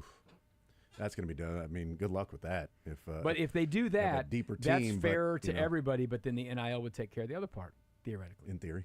In theory. Yeah. But I don't know. These bring are back headaches, under these table coaches. signings, right? Just bring back under the table Cash in the signings, envelopes. right? Yeah.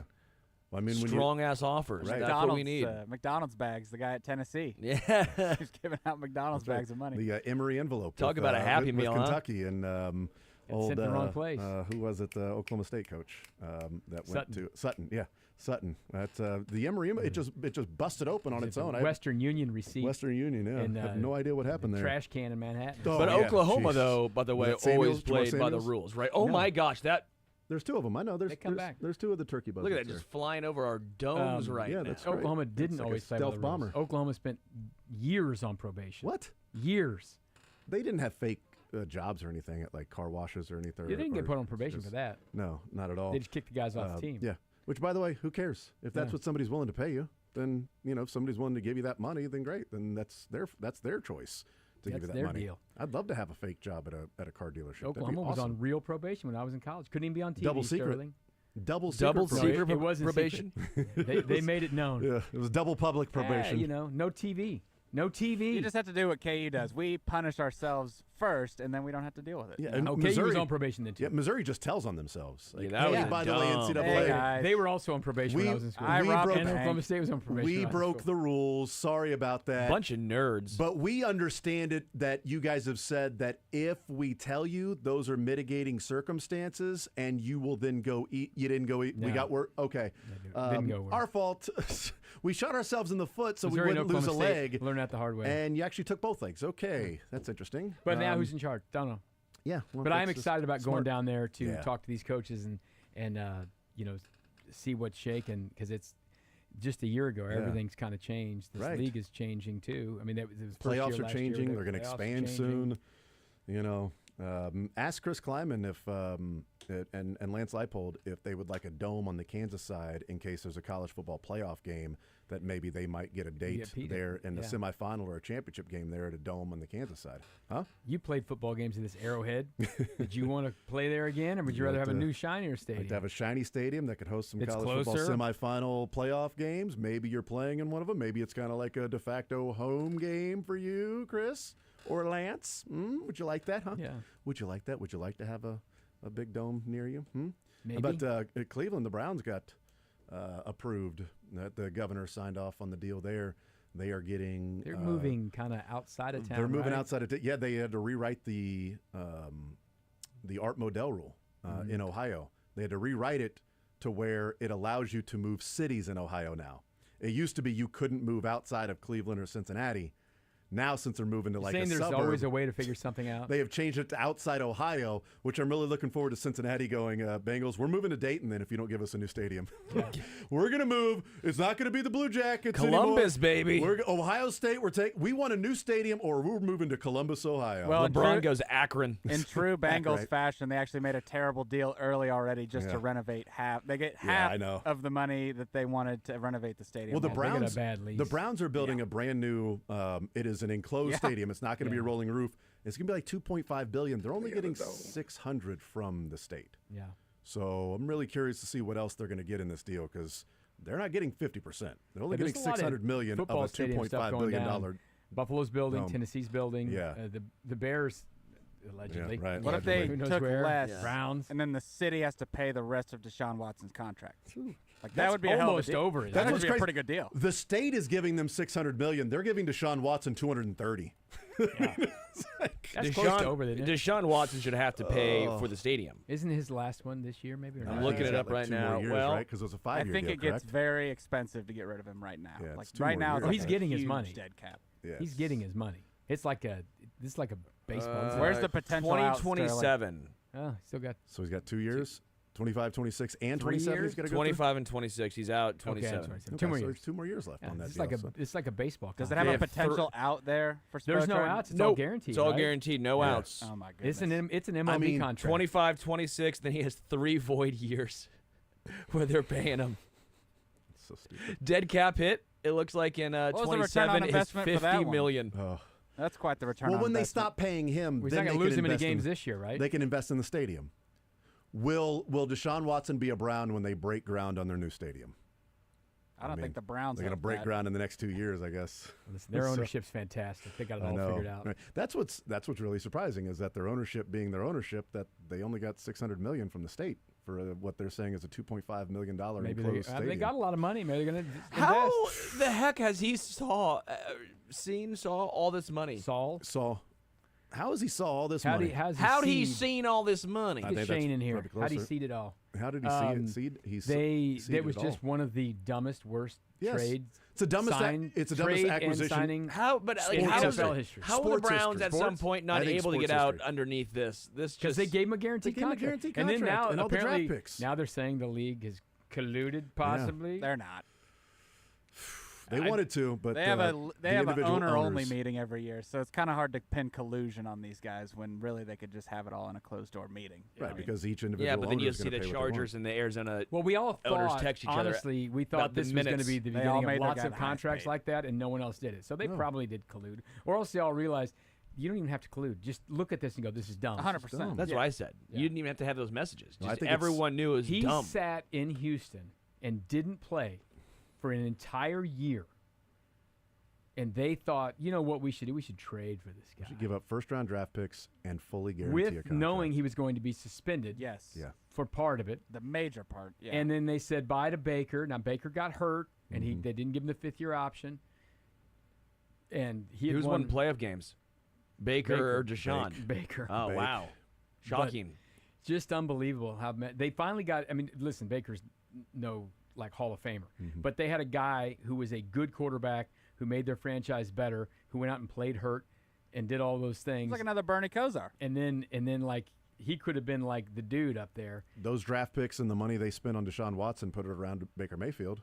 You're certainly in a better position now than you are currently. And the Texans used You did those that. draft picks to get C.J. Stroud and Daniil Hunt, or my bad, Will Anderson. Will Anderson. They, Yep. they already were going to It's get pretty C.J., but they were able to use those picks to trade Yeah. back up and get pretty good. Anderson. Pretty Pretty good. good. Browns are Browns though. They're Browns browning. are brown. Browns are going to Browns are gonna brown. brown. Browns are going to brown. Bengals are going to Bengals. The Bills are going to Bills in the playoffs. It's sort of what they do. And the Chiefs are going to Chiefs on their way to going to yet another Super Bowl. So Fact. That's right. We'll do that coming up next. Are the Chiefs going to chief their way to a Super Bowl again this year? Fact or fiction? Maybe that's a question. I don't know. We'll find out in Fact or Fiction next.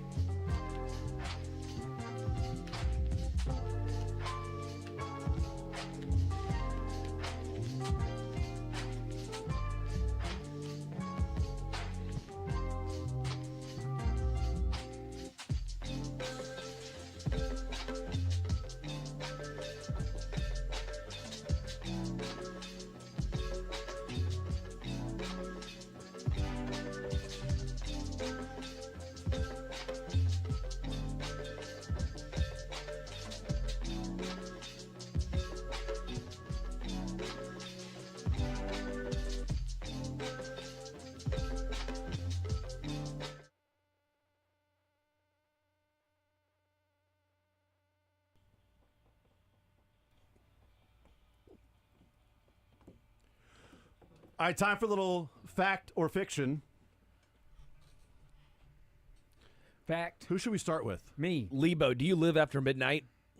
Rarely. Do you rock until the dawn? It's been a while. I was up till after, it was about 11 on last Friday. Pretty good for me. Wow. Wow. I'm rarely up till. You know what, Lebo? Were you breaking the law?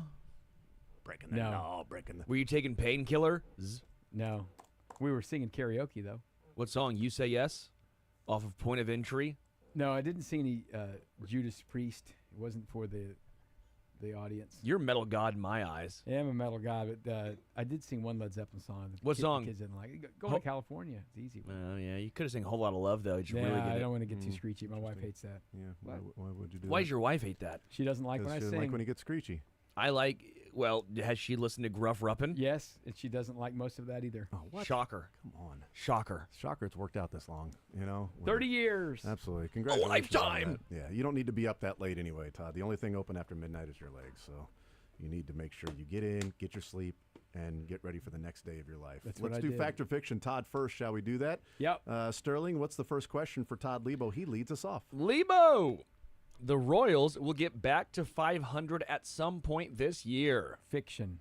Fiction. Fiction. I mean, Yep. couldn't I- Start with the easy one. Yeah, I was gonna say. That is fiction. Made up tale. What'd you say? That's what the thing said. A made up That's tale. a made up tale. Couldn't have been more perfect. 100%. Yes. We'll go to Dylan now since we're all tied at 1. Dylan, the Royals should trade Seth Lugo. Fact. Another easy one. Fact. Fact. Yes. Yep. You guys needed some Apparently. easy ones. Or you needed some easy ones to come up with to get to 12 questions. Oh, it's getting hard now. Get ready. That's what she said. Oh, I'm ready. Let's go. I'm going first here. We're all tied at 2. I like the Bucks' move to waive Lillard and sign Turner. Fact. He made a little face, but is that just to throw me off? I don't know. I don't know why he's trying to throw anybody off. Yeah, we're all Fact. tied at the end anyway. Fact. I'll go fiction. It's fact. All right. But if you It's really fact. piss off Giannis, then that's going to turn to fiction. Because He's so happy. How could you on make the you mad? on So on do the you not court, believe the report that he's pissed? I don't know if I believe the report or not that he's pissed. All right. His Twitter account almost screamed otherwise. Really? I didn't see that. Well, he Twitter just account tweeted screamed? kind of prior to that. It was just What did his burner account say? I don't know, because on the court you lose Brooke Lopez. Miles Turner and Brooke Lopez are slightly interchangeable. Turner's a little better probably.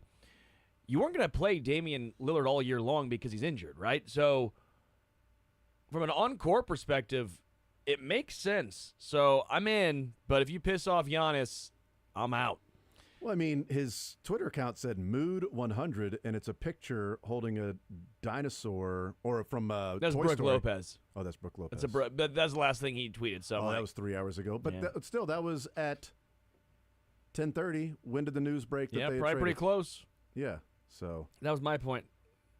Lebo. Yes. Well, then his Twitter account didn't scream that he was okay with screamed. it. Since I didn't say that. He's only screamed. What did I you say? implied it. I think I You said said scream. You said scream. His Twitter account I screams the did exact say it. opposite. I didn't say it, but I said it. It's not what I meant, though. Yeah, you Your know what Honor, he Your means. Honor, what my words weren't what I Fiction. meant. Your Honor, Fiction. Todd, we'll start with him. We're all tied at 3-3-2. I was being fiction, Your Honor. Did you read the caption on the picture? Yeah. Oh yeah. Okay. Yep. How I did don't I know say what's that? going I on don't know right what's now, going on man. right now. Yeah. Yeah. But he said that was about Brooke Lopez, but that's what I was like, it's 10:30, so I don't know when Are you that curled that up in came that down. chair now? I'm cold. You guys turn It's the nice in AC here. on, and I'm frozen. Nice in here. Yes. Fact. I'm 3-3-2. frozen. We're all tied. Todd goes. Leibs. Stop taking pictures of me, dog. Fact. Right now, Cal Ron. I need a blanket. I should tweet that. Yeah. Please don't. You tweet that. I I tweet. won't. I tweet the banana picture of Let's go. of Let's Christian. go. It's Cal Leave him Raleigh. alone. He's an intern. What about Cal Raleigh? Right now, Cal Raleigh should be MVP over Judge. That's a hot take, Mm-hmm. but let's go with it. Fact. Fiction. Fiction. Fact. Yeah. Stupid. Yankee hater. Yes. Jason, we should have known. Yeah. Guilty. Okay, Oh, he's think a- of the ballpark he's a difference. catcher. And he's a catcher. Elite catcher good at versus, oh, nice, he plays a solid right field. Elite catcher, Cal Raleigh.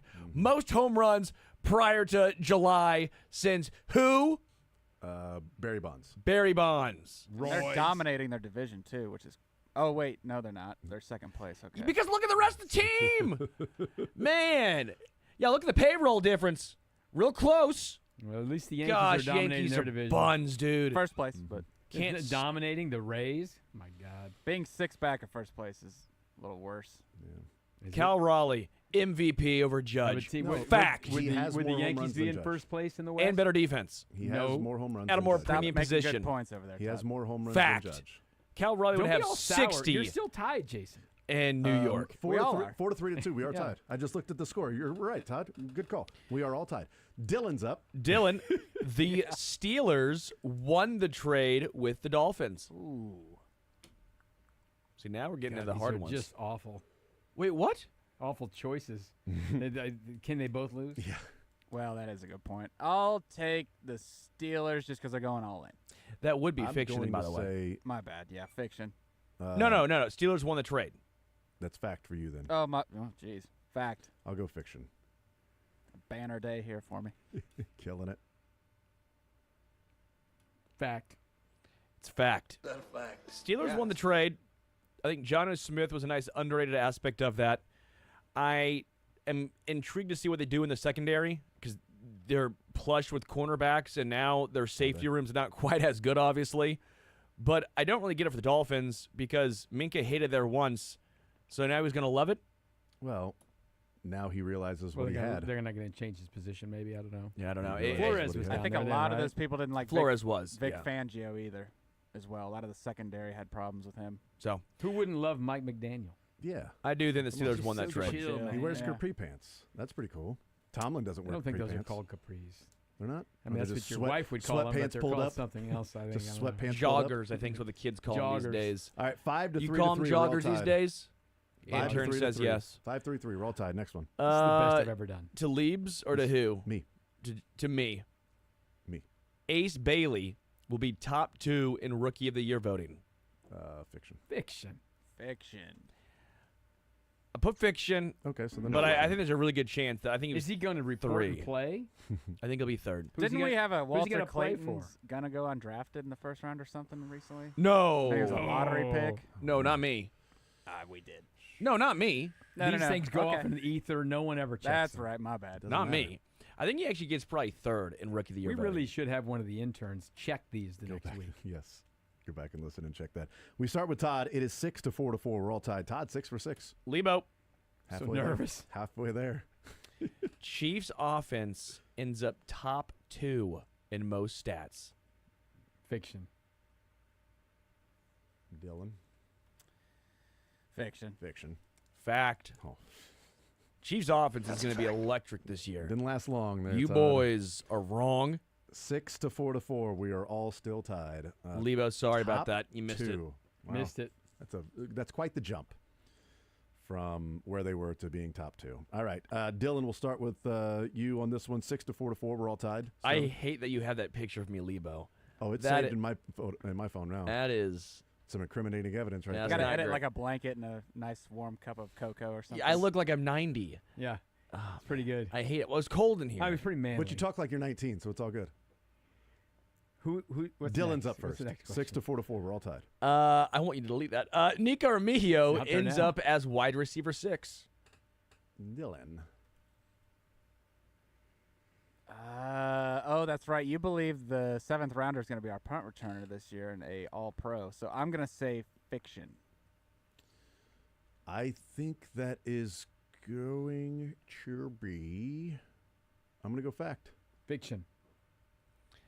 Fact. Oh. Dylan, Right, you yeah, were look on the at right that. path, and you're Idiots. correct. Me. But the one pushback I have was with the new kickoff rule, the kickoff rules, and That's a good the way they're point. changed, you need 2 guys back there, a and great I point. think he just edges out Tyquan Thornton. That's what we're going to check, okay? Make a note of this. 6 to 5 to 4. We're all tied. But good thought, Dylan. I like the thought We'll process. start with me on this one. Me this time. Me. Unsweet tea is superior to sweet tea. Fiction. Fact. He's a good, healthy boy. Fiction. Yeah. Fact. Fiction. No. Ew. Kidding me? Unsweet tea is atrocious. Sweet tea is, Both oh are- my gosh, There it that is. bird. Both are It's overrated. here. Pet it. Cookie Intern. Vulture's here. Open that door. Go pet it. You know, You, Rose, you know. you can't open the door. He'll leave. Don't do that. Oh, he'll leave if you open up the Oh door? yeah, absolutely. He might come in. Just go touch the door. He'll Thing's- watch this. That thing's weak then. Oh, that's weak. Lebo. Oh, my Damn goodness. it! That Wait thing- till I get the camera on That there. thing That was is awesome. That thing is all talk, all look. That is a You Jazz kidding me? Chisholm of birds. That is bark, no bite. He's got It's nothing. Jazz Chisholm. Unless you're laying there dead on the highway, he ain't touching He you. ain't touching you. Oh my goodness, man! What a punk move by the turkey vulture. It is 6-4. We're all tied up. Last three. We start with Todd. I've fallen apart. Leaves. I know, yeah. Kareem Hunt takes Still the tied. first carry of the season for the Chiefs. This is one of the bad prop bets.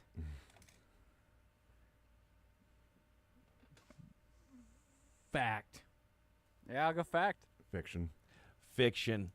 Man, I'm telling it, guys. I don't know who it's going to be, but I don't think it's going to be Kareem. It might be, though. I don't know. It could be. Yeah, of course. It might. Okay, fact or fiction? Maybe. That was a maybe.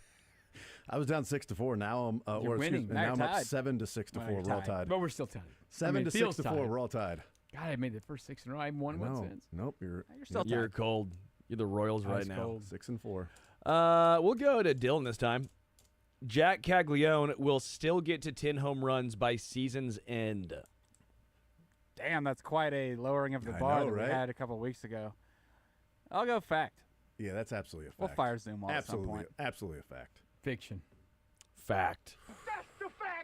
Man, Lebo is on an all-time He cold went streak. 6 for 6, and now he's 0 for 5 in the second half. Boy, it's just a tale of two halves. for 500 Todd. ball. Tale of two halves for one Todd LeBeau. Last one here. We'll start with me. Jack still gets to 10 home runs. Come on, Lebo. He'll still get to 10. 8 to 6 to Batting 5. 150 We're now. all tied. Yeah, but He'll run into 8 more somewhere along. he'll the line. run into them. Yeah. Okay. He had 2 in one game. If you take that every single Just do game, it 5 times. He only Yeah. he only needs 4 more games. How many hits does he have? Not many. Okay. Yeah, but he only needs 4 more games if he hits What's 2 his home runs a batting game. average? You take the 4-hit game out. Oh, low. Oh, we don't need to do that. MJ Melendez. It's below the Melendez line, probably. Yeah. He was batting under 100, wasn't he? Yeah, that's the Melendez That's the line. Melendez line. is The 100. Mendoza line's 200. Melendez Yeah. line. You're welcome for that TM. But he probably would be batting 120 or something. Yeah, he'll get back to being the lumberjack.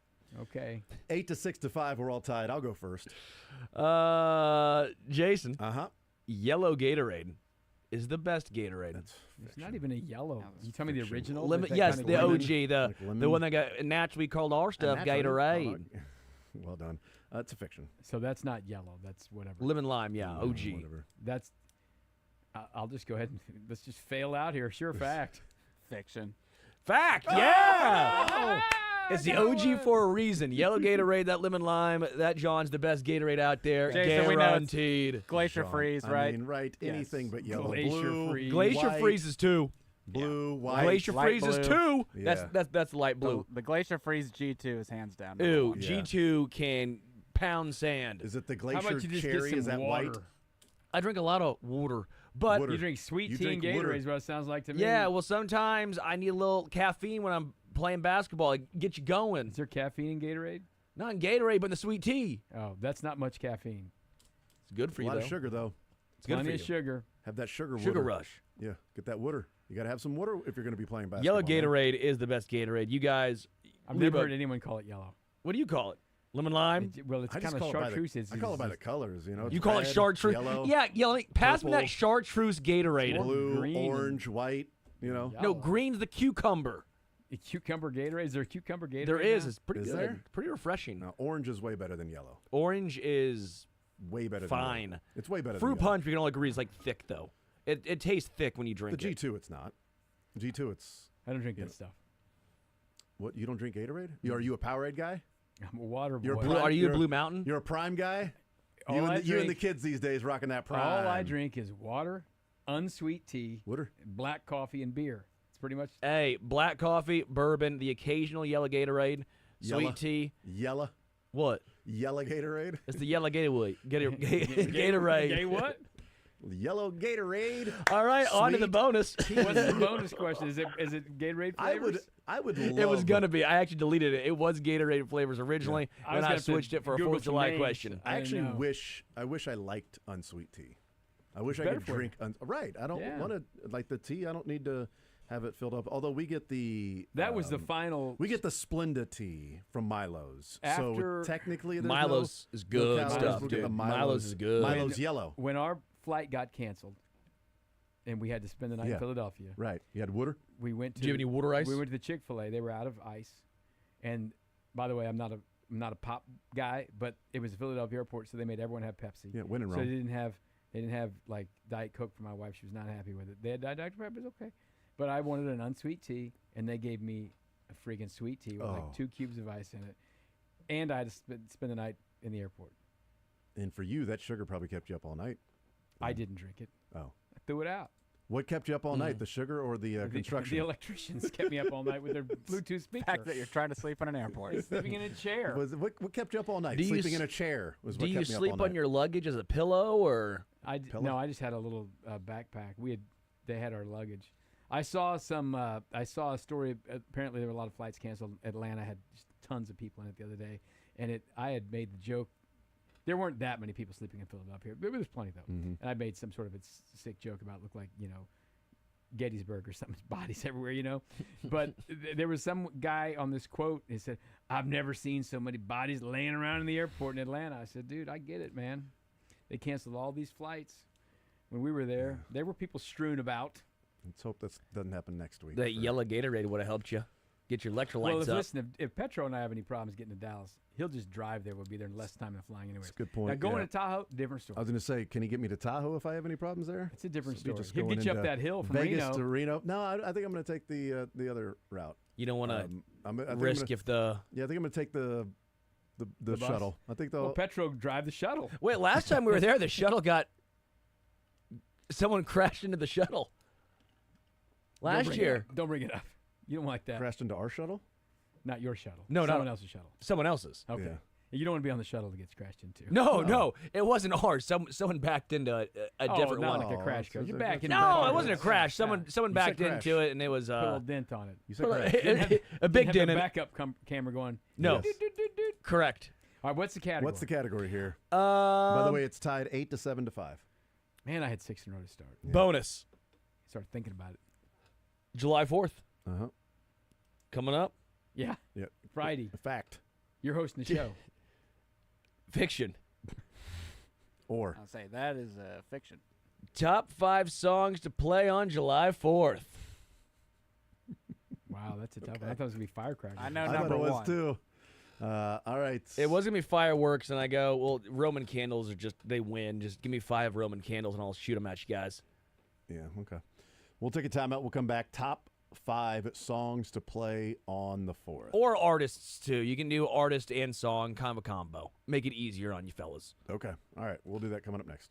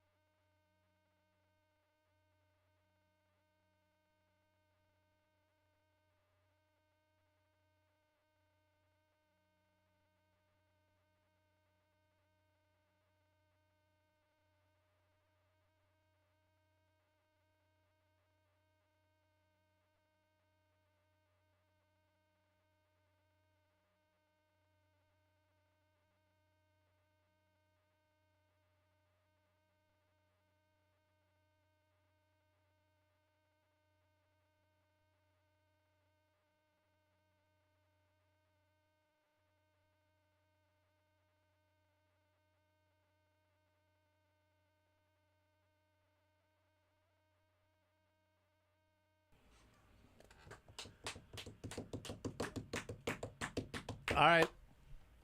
We got our tiebreaker here. Bonus, excuse me. Well, no, we're tied. Yeah, 8 to it's 7 tied. to 5. It's a bonus. It's a bonus. 8 to 7 to 5. 1 for 6 down the stretch. I mean, it was really That's, good. you know what? It's okay. You Hey, started better off than hot. 1 for 6? That's better than the Royals. Well, that's true. Yes. All right. So what's the bonus? Let's ask it. Top 5 songs / kind of artists to play on July 4th. Number 4th of July 1 coming up. is going to be God Bless USA, Lee Greenwood. or Yes, whatever that's number right. 1. God bless you. Yeah, yeah. And Right, then, Lee Did you Greenwood. have that down? I had it in my top 5. I did not have it. It's at number 1. 1. I didn't have that one. That's number 1. Number 1, I had America the Beautiful by He's not that. He's doing Ray that. Charles. I was I had mostly Ray Charles country. as well. It's all Okay, country. so I got the But, courtcy of the Red, White, and Blue by I have Toby that one, Keith. too. That's number 2, I baby. got that one Okay. as the number 2 one. And they put a So, boot in your ass. Yeah. R.I.P. It's the American way. Boomer. What'd you have there? Do you have courtesy of the Red, White, and Blue, Dylan? Yeah, I did. I had that at number 4 though. Okay. Lee Greenwood, God bless. Whenever you hear "and I proudly stand up," that stand-up part, it gets Next to you. it gets me every time at the From Royals here game. I to tear up this every day, single time. there They ain't did the no salute to service doubt on I Sunday, love this and they do that every time. I tear up, Tear up. without a land. doubt. This It gets that song gets me. You're crying right now. It what? You saddle up over here, ride side saddle in this chair, and cry a little bit. But it's when the talking about the military and that said song comes on, I'm during the gonna break, get it. these were all country songs, and I'm out of country songs. Yeah, I That's did. who I knew. I put it. You can put I an artist too. How about "Party in the USA" by Miley? I thought No, about it's a that good one. That's a banger. It Certified. slaps. I It thought about slaps. that one. I thought about Katy Perry "Firework." You know, that'd be a Yeah. fun one too. Baby, you're a firework. James Born in the Brown, USA by James Brown, Bruce Springsteen. Bruce Springsteen, "Born in the No, USA." I not got that not one. a Bruce Springsteen guy. You Living just say in you the didn't get it. USA. Living in America by James Brown. Living I do love in James Brown, but no, America. I do love James Brown. Good Bow God, man. down. Tom Petty, "American Girl." No, I just I'm out. realized we need to start thinking of songs that no one knows and no one plays. How about everyone John knows these. Cougar? You're gonna know all these. Oh, I do love but I love John Cougar Mellencamp. Because he had ROCK in the USA. Yeah, and But also Pink Pink House. House. CK in the USA. No, he's not on there. CK in the USA. So what's another country one here? Lee Greenwood, God bless the USA. Yeah, we had Number that one. 2, Toby Keith, courtesy of the Red, White, and Blue. Right. 3, Alan Jackson. 5 o'clock somewhere, way down yonder on the Chattahoochee, That's or not Little a- Bitty. That's not about a USA. What are those about? It's 5 o'clock somewhere. I'm cracking Oh, open a you're just beer. drinking. That That's has- 9 a.m. But what does that have to do with I July didn't know it was 4th? just drinking. How about Eric like- Church drinking my hand? No. Number 4. Red Solo Cup. Toes. Number 4, Garth Brooks, Friends in Low Places, or Beer Run. BEERUN. I'm so glad But I'm these- not going what to is- see you on the 4th of July. Right, but what do Your these have party to do with stinks. specifically the 4th? These sound like just you're going out on a lake and you're hanging out. Yeah, with exactly. people. Okay, but What's this your is fifth July song? 4th. Number specific. 5. This is a great one, boys. You're going to love this. Am I? Hey, hold on, everyone. I want everyone to relax and be ready to be underwhelmed. Travis Tritt. It's a great day to be alive. Yeah, again. Okay. I got rice cooking we in know- the we know the song. microwave. We could We know the copy song. this to another, which you said. Do you just have like this out songs there you on, would like, listen to at the lake? Apple Music or Spotify so people can download Like, these aren't your list. specific. I'm an Apple Music man 4th of myself. July. so- Do you have this public so I can share it? I don't think you can share do with me? public. Was You number you can make your list public. on the iTunes? Yeah, or just on Apple Music. People share some of mine. It's not quite like Spotify, but I think I got some good playlists for you. you're gonna Better get a than lot that of heat for mess. not having Ray Charles on the list. I love it, Yeah. but you're No, telling you me don't. it's Clearly not you going don't. to Yeah, I beat was gonna "It's a say. Great Day to Be Alive" by Travis Tritt. You can play that kidding anytime. me? You can play that anytime. Hey, did you? Song to let me wake guess. up to on Let- 4th of July. Let me guess. Number 6 was Walker Hayes' "Fancy Like" for you. Hell no. I You don't know, get that just- out your mouth. I didn't know if you were. I'm Just about to fan- Will Smith you. I didn't know if no, you were we're fancy not like doing that on July, this show. Fancy like July 4th. I have We no are idea. not doing this on this show. I have no idea if you were fancy like July 4th, fancy like fireworks. Don't you dare. You know? How Don't about you the- dare. Why don't you have the 4th of July by Soundgarden? That's Oh, that's yeah. a banger, deep Num- cut. That's right. Off Super No, Unknown. also number 1B is Star Spangled Banner. Jimi Hendrix or But- just like a traditional. Could be any one you want. 1B. 1A is Lee Greenwood, God bless the USA. How could it be 1B when it wasn't even in your top 5? How many people in this room met Travis Tritt on Radio Row? And how many of these songs did we get through before This guy. someone else is on First the ever aux Super Bowl. cord? Like how many of these songs do you get through If before you ch- someone if puts you their phone By on? the way, Travis there's no Tritt- question that he's actually got an aux cord with these songs, Oh, not yeah. like Bluetooth. Well, yeah. You I have are an aux cord in definitely- my car. Of course It's you better do. quality. Yeah. It's better. It's better sound quality. Are you kidding me? Do you have a cassette? Yes. cassette adapter for your Discman to get your freaking. The aux cord for your car, you're saying, is better sound quality than the Bluetooth. Yes. Well, he drives a Jeep. Oh, just common knowledge. It's not. No, it's not common knowledge. This is common knowledge. CDs are going to be better quality than the aux cord, which is better quality than Bluetooth. Learn about Apple lossless. That's why I can't listen to Spotify, because Spotify is not good How do you music have quality. an aux cord that even works with the car anymore? They don't even have headphone jacks. Like, mine has a headphone jack. It's a 2018 Jeep Wrangler. It's not. You have are you running about an iPhone 3 here? What do you got? Well, it's not the new one, that's for sure, but it's no wonder you're worried about case. sound quality. No case. We don't need cases. Yeah. Case is overrated. Only case I need is a case of beer. Well, let me tell you. When I'm driving down the road, He has Apple Care that he pays for. So basically, if he throws that phone 50 feet out the window, he gets a brand new one. for life. Well, I did until it's expired probably now, because I've had this thing for a little bit. It's been a hot minute. It's been years. Yeah, the case is a one-time purchase. Yeah, but I don't like the way it feels in my pocket. Well, that's pocketability is a big factor. Pocket, yeah, that's true. Pocketability. Maneuverability around the pocket Yeah. is true. It's too tight. What were your honorable mentions? I don't know, like driving around in a Jeep. I'm not sure that incremental differences of Stranglehold by sound Ted quality Yeah, you have the is going to be like the big issue for you. Like if The you're windows sitting at down. home, listening to like music on your own with some really good speakers, maybe then sound quality. But if you're driving around, like I the still care. incremental different, like no, the aux cord as opposed to Bluetooth, it's better sound quality there. I You're still going care. to Quick Trip, dude. I still care. do you have like a fancy Bose or Harman Kardon or Macintosh in that Jeep, or is it just standard? I would love a Macintosh in that Jeep. That'd be nice. Yeah. No, Get a there's Dell. a little bit of aftermarket stuff in there. Not a ton. You got some aftermarket? You too? got a little nice little sub in the back. Got some Yeah. subwoofers Small back sub. there, some 10s, Small 20s. sub. Small sub. No, I don't. Six rattle? nines, some Does it rattle? JBLs. I did have a JBL, yeah.